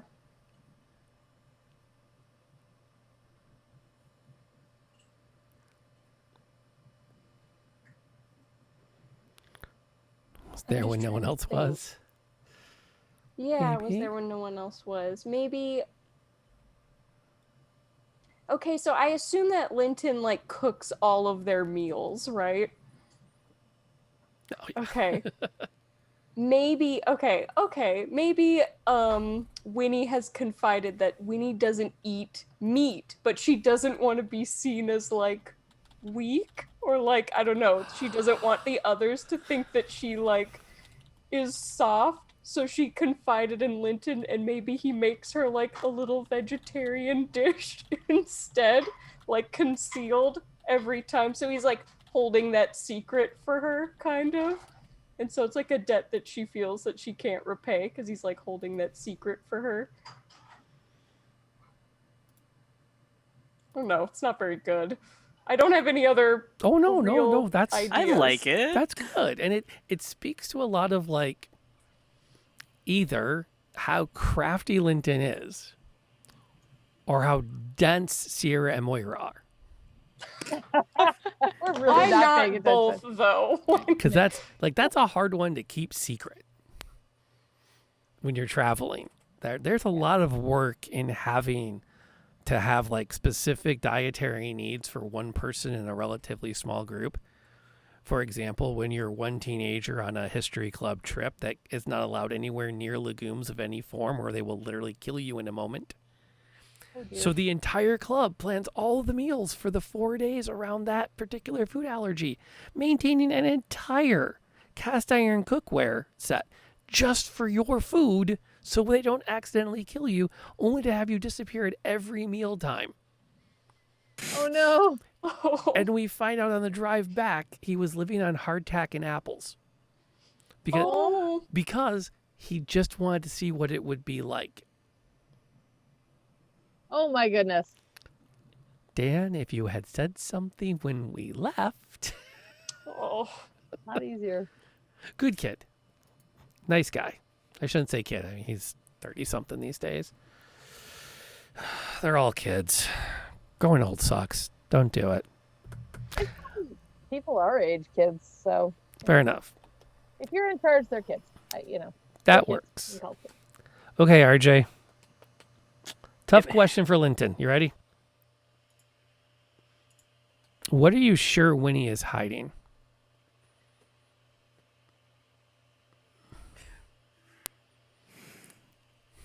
Hmm. Does Winnie have disguise self on all the time? Hmm. I don't know, DM. Is that something that I can Oh, do? it's actually part of the race. Okay. That's it's one of like I'll be honest, one of my like why I get a little hackly on them as a race is they seem to be built around the idea of nobody knows they're there. Okay. It's the secret giant that makes me kind of go, did we need that?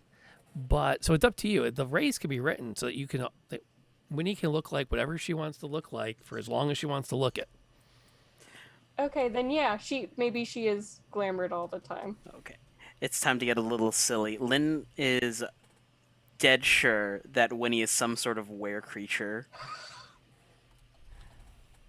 There was like one night when he watched her walk away and the glamour dropped, and it was just this tall, furry woman. I'm thinking very like true form, very reminiscent of like a Shetland cow. You know, the big hairy.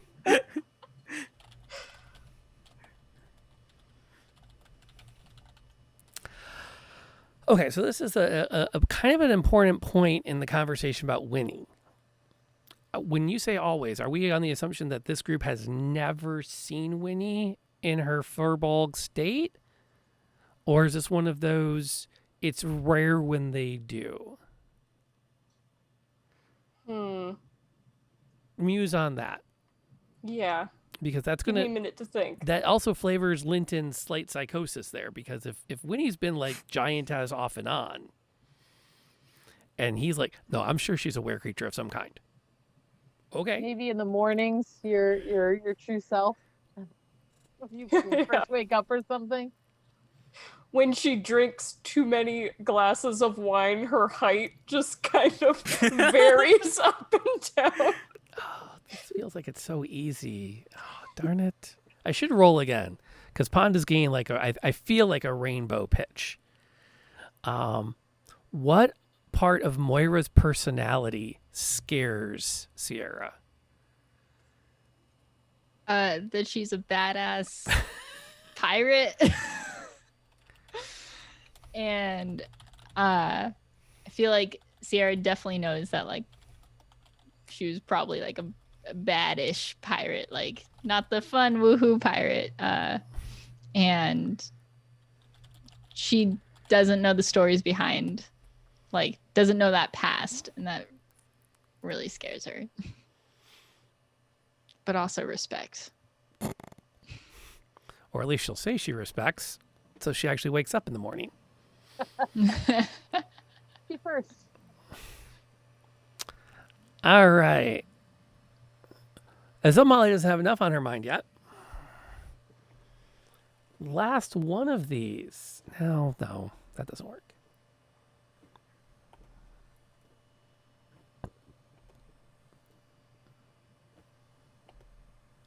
Yes, the DM is just continually dropping a d20 behind the screen here. Oh. Well, that's a twist. So Sierra is known for charging into battle. We've established that. Moira, people when they hear Mad Moira as a title, people have given you wide berths at pubs. Maybe it's deserved, maybe it's not. You have no idea how dark and evil it's been. You just know that with the minute someone goes, "Isn't that Mad Moira?" Suddenly everyone gives you space. But what is Linton doing that puts Winnie at risk?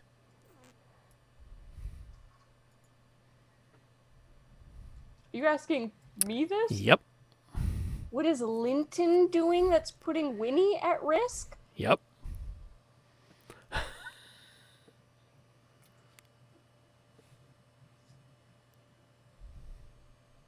He's the sweet, lovable cook. What could he do to a grandma?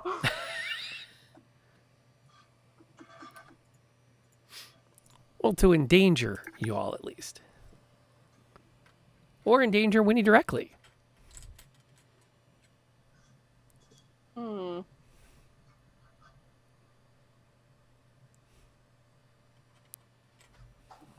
looking a little too intently between somebody you're talking to and a cookbot.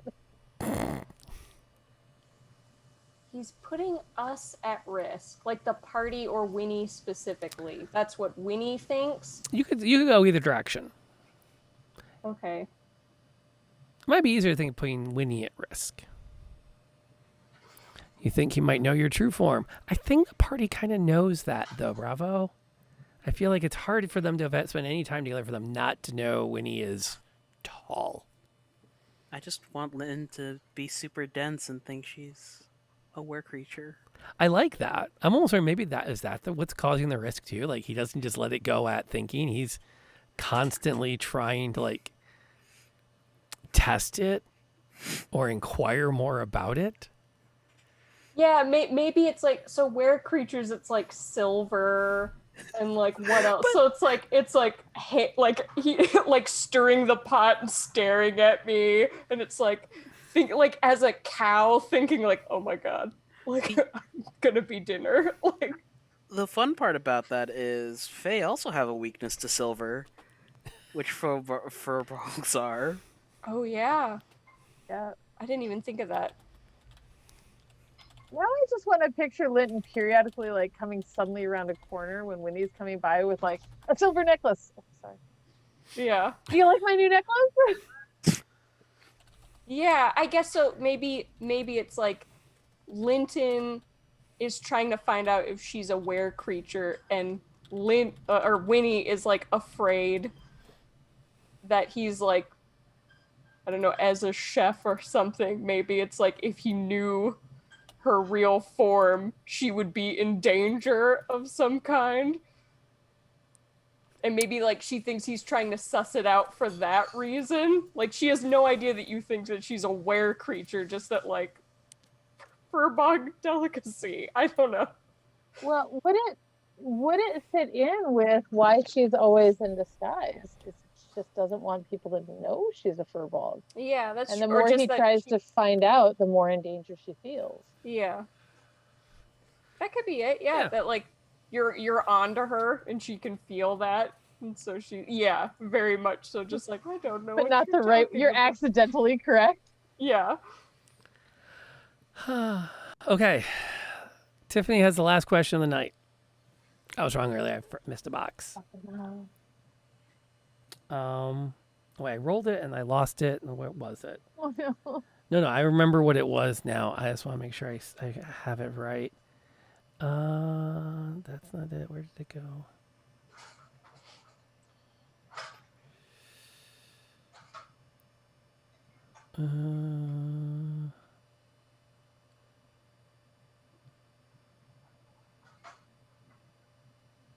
Well, darn it. Which one was it? I re-rolled it without thinking. Because I'd rolled it and read it like, oh, that's a perfect one. And now I can't remember which one it is. Nope,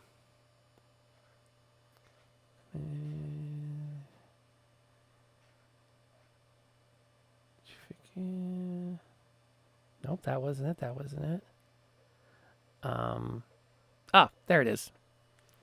Moira hurt Sierra years ago. Why can't she apologize? Oh. It was something when they met up smuggling or pirating. Why can't she apologize?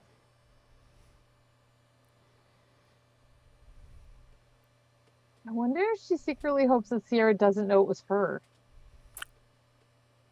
What did she do that she's hoping Sierra doesn't realize it was Moira?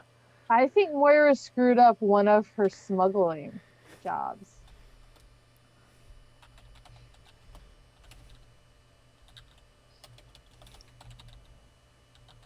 I'm wondering if, you know what? I think she screwed up a smuggling job and somebody Sierra was working with got killed.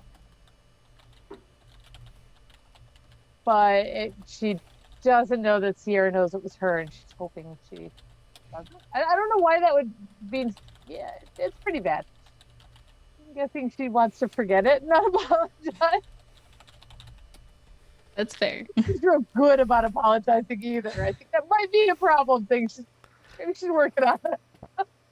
I was wondering if Moira perhaps at some point pirated one of Sierra's a ship Sierra Oh, was on.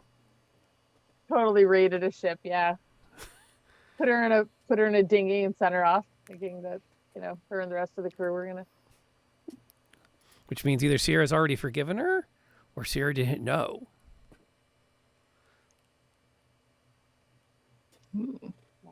She's gonna think Sierra didn't know. Maybe it was a knockout thing. They took over the ship at night and threw people overboard or put them in a boat, and sent them off. The crew all woke up in a couple of dinghies somewhere. Yeah, yeah. I'll let Pond figure out whether or not Sierra knows. That'll be fun. Mhm. Yeah. And that is It's terrible. everyone has done 2 questions for every other character. How are we all feeling?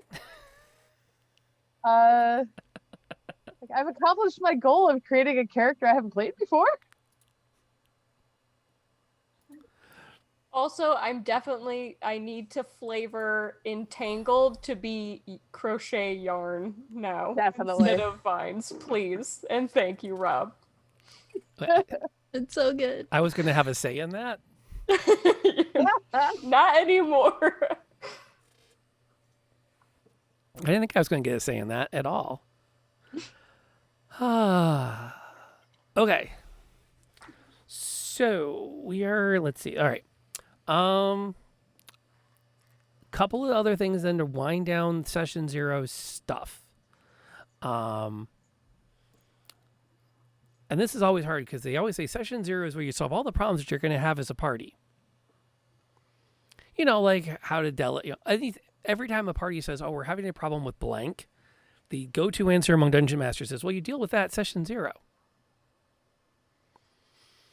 I am not that learned that I know everything that's going to go wrong within this particular group at this stage because we haven't been doing this very long. And honestly, you never know what's going to happen.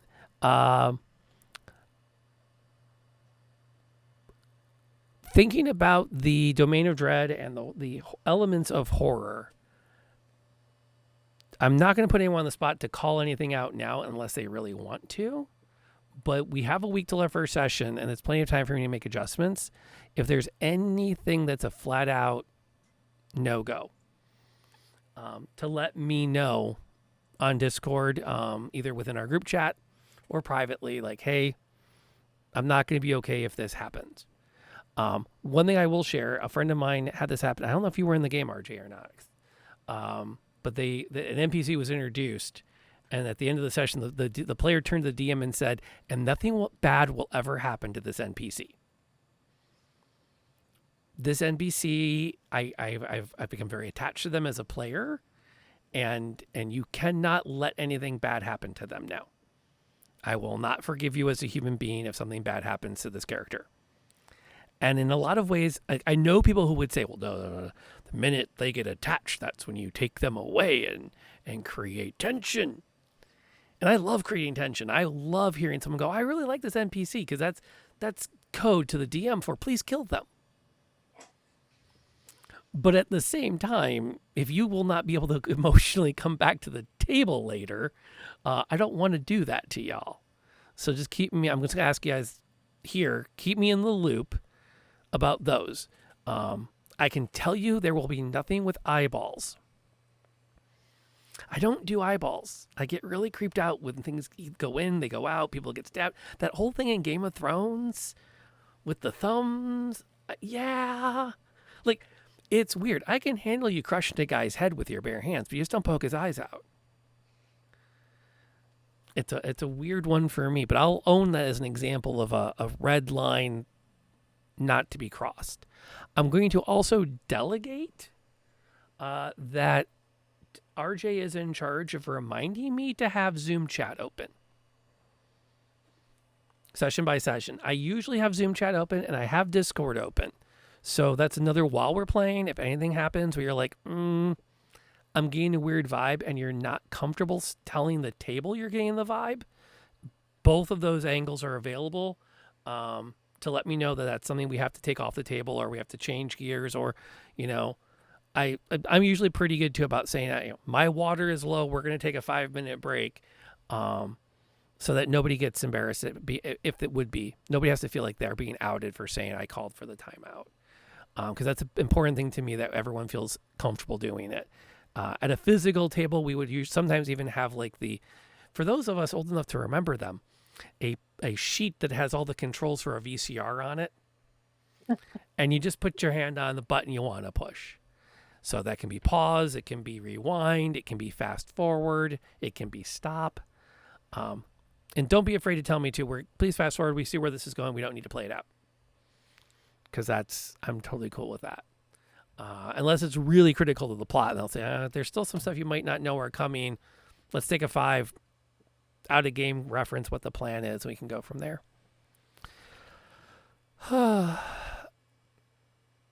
And then the thing I said at the beginning, I think I said it off stream. If you call for a red, I definitely will stop what we're at. And I'm not afraid to shut down the stream for a night if that's where we're at. And that's not that's intended to be. I'd rather have the 4 of you be my friends when this is over than to worry about, we were supposed to do a 2-hour stream, and after 45 minutes, Tiffany had something happen and we couldn't play anymore. That's not the way I operate. So just so y'all know that that's a thing you have, and you can let me know if I need to do it. And that's the safety talk. You are responsible for your own seatbelts. I don't do that. Oxygen is your own responsibility. If you're in a position where you can provide an oxygen mask for somebody else at the table before yourself, that's kind of an impressive feat. Is there something I've missed or that you've found in safety for the D&D games that is worth mentioning that I have not? I think you did good. Weirdly, your game is the only one that we talk about safety stuff that I've been in. That'll get I better. think it's a newer concept to a lot of games still, I think, to articulate it. Yes. According to Twitter, yes. According to some on Twitter, D&D was better before we said things like this. No. It's always different and evolving. It's never a thing about better or worse. It is, but this campaign, it won't happen, I don't think. But I can tell you that I also don't do, every time you kill random faceless bad guy, that he dies in a way that his wallet opens and shows you the hand-drawn picture from his kid. I appreciate that.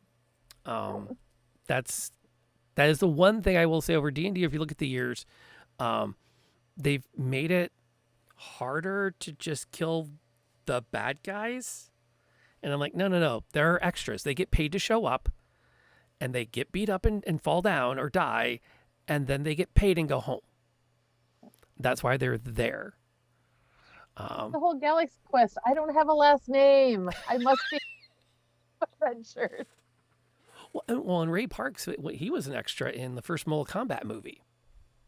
Oh. Ray Parks, who went on to be Darth Maul, and it had to be Darth Maul because nobody could do the maneuvers he was doing as Darth Maul, was an extra. And his first time out, he wanted to look badass, so he ripped up his the uniform they gave him so he'd have bare arms so they could show off when he was flexing. And everyone else in that stunt extra group looked at him like he was nuts. By the end of the day, he was so sore from hitting the ground so many times. He's like, oh, that's why you keep the sleeves on. So, cool. So that's the safety talk. If we're all good there.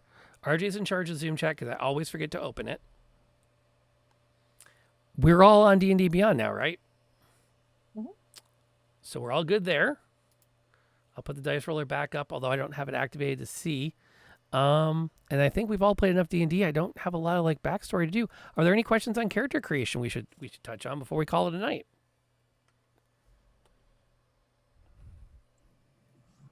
Yes, if you come up with character descriptions, I will probably draw them. I said it at the beginning, but I will say it again. So please, if you are inclined, give me a character description in our little DM and I will totally draw them. Wow. Because Molly is awesome that way. I just love drawing D&D stuff. So much fun. Lots of opportunities. Okay.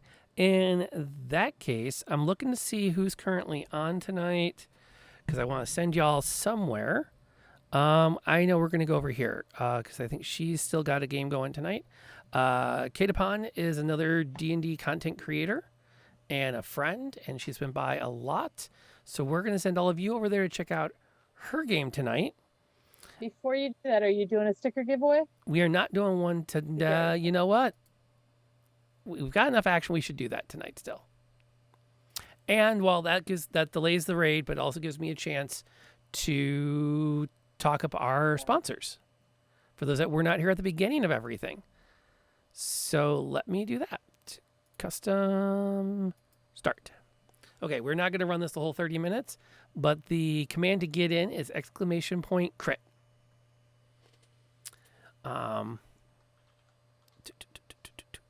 There it goes. Yeah, I don't think we're going to hit the cutoff for the candy, but I have a standing agreement from our sponsors that if we get 20 tickets in a giveaway, the stickers go from just stickers to stickers plus a gift pack from Nice. Sweet Steam. So we probably will actually kick off next week with this at the beginning of the stream, hoping to catch some of that. But yeah, and they also gave me stickers to give away. Oh, fun.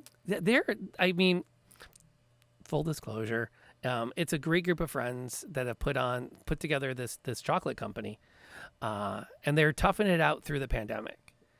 So they were hoping 2020 was the year they were going to finally break even because they were going to be active enough at the on the convention circuit to turn a profit as a company and not just be breaking even year after year.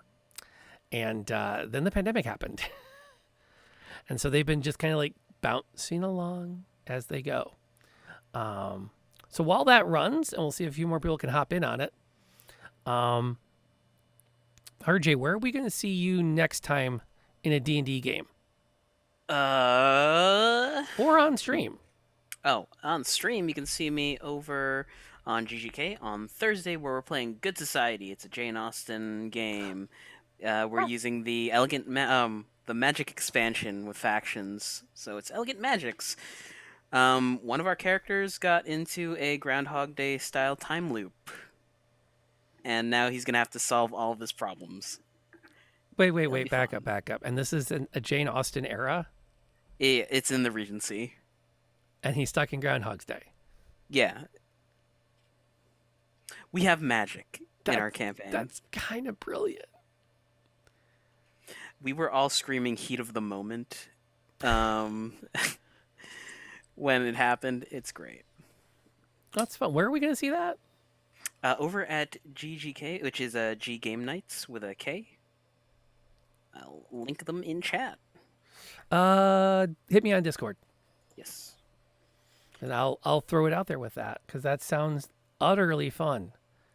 Pond, talk to us about what's going on tomorrow night over. It's at the other pond, isn't it? Yes. So what's going on tomorrow night?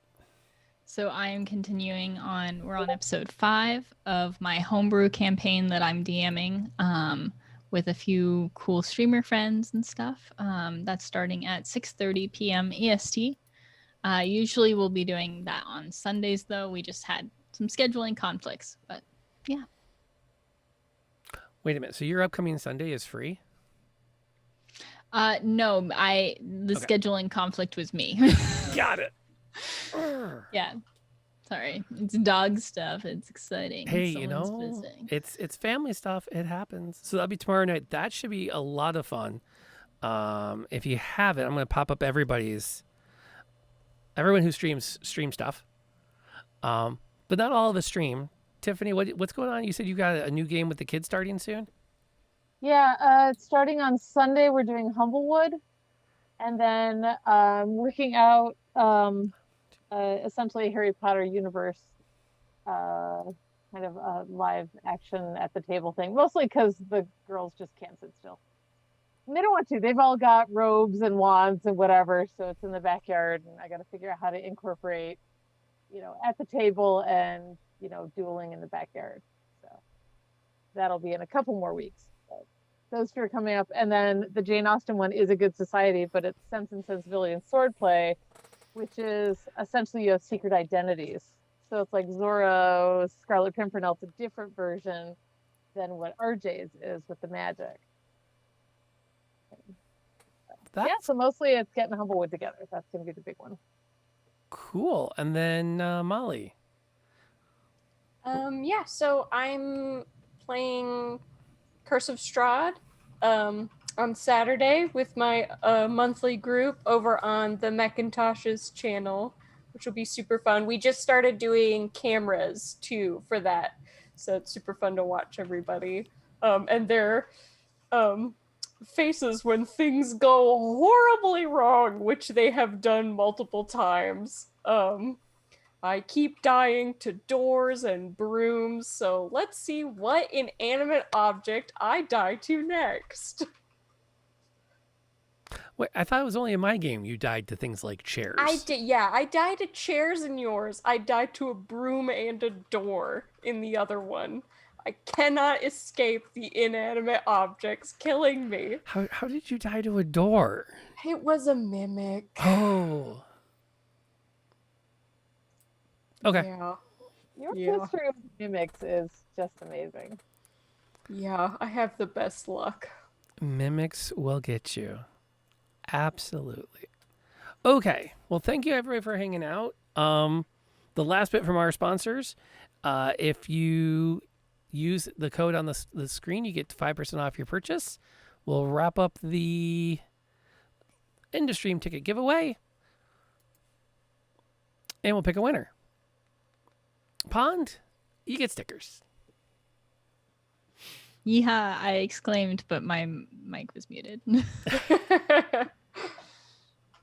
Which That's very exciting. Okay, so if I click on... Nope, that wasn't what I wanted to click. I guess I clicked that. That's weird.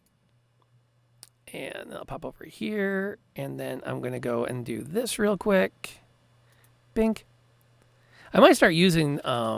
Reluctant Hermit has the whole like thing that scrolls by, which is really slick to watch.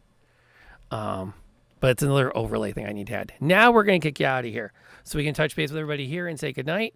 We will be back. The goal is to start rolling the dice at 7 p.m. next Wednesday as they all arrive at the tavern to get their job. And we'll see everybody there. Let's fire up the raid and see if they're still alive. You know oh, yep, she's still up. It's a little nervous there. I'm like, oh crap, did she go? Did she shut down that time when we wrapped up? Okay, you guys tell her I said hi.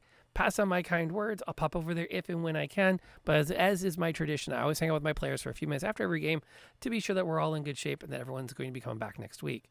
Because that's my top priority always. Plus, it's the time I get to hang out with my players because we're all eating right before we play. So we'll see everybody next time. Until then, please remember you want advantage on your con saves. The CDC has new stuff out. Make sure you've got something worn in that face slot. It'll help. That +1 matters. Take it. You're a gamer. You know you will do anything for advantage on a roll. Let's wear a mask for a little bit longer. And we'll see everybody safely at the next time we get together for games, and ideally at Gen Con 2022. And you will have a spot at my table. We'll see y'all then.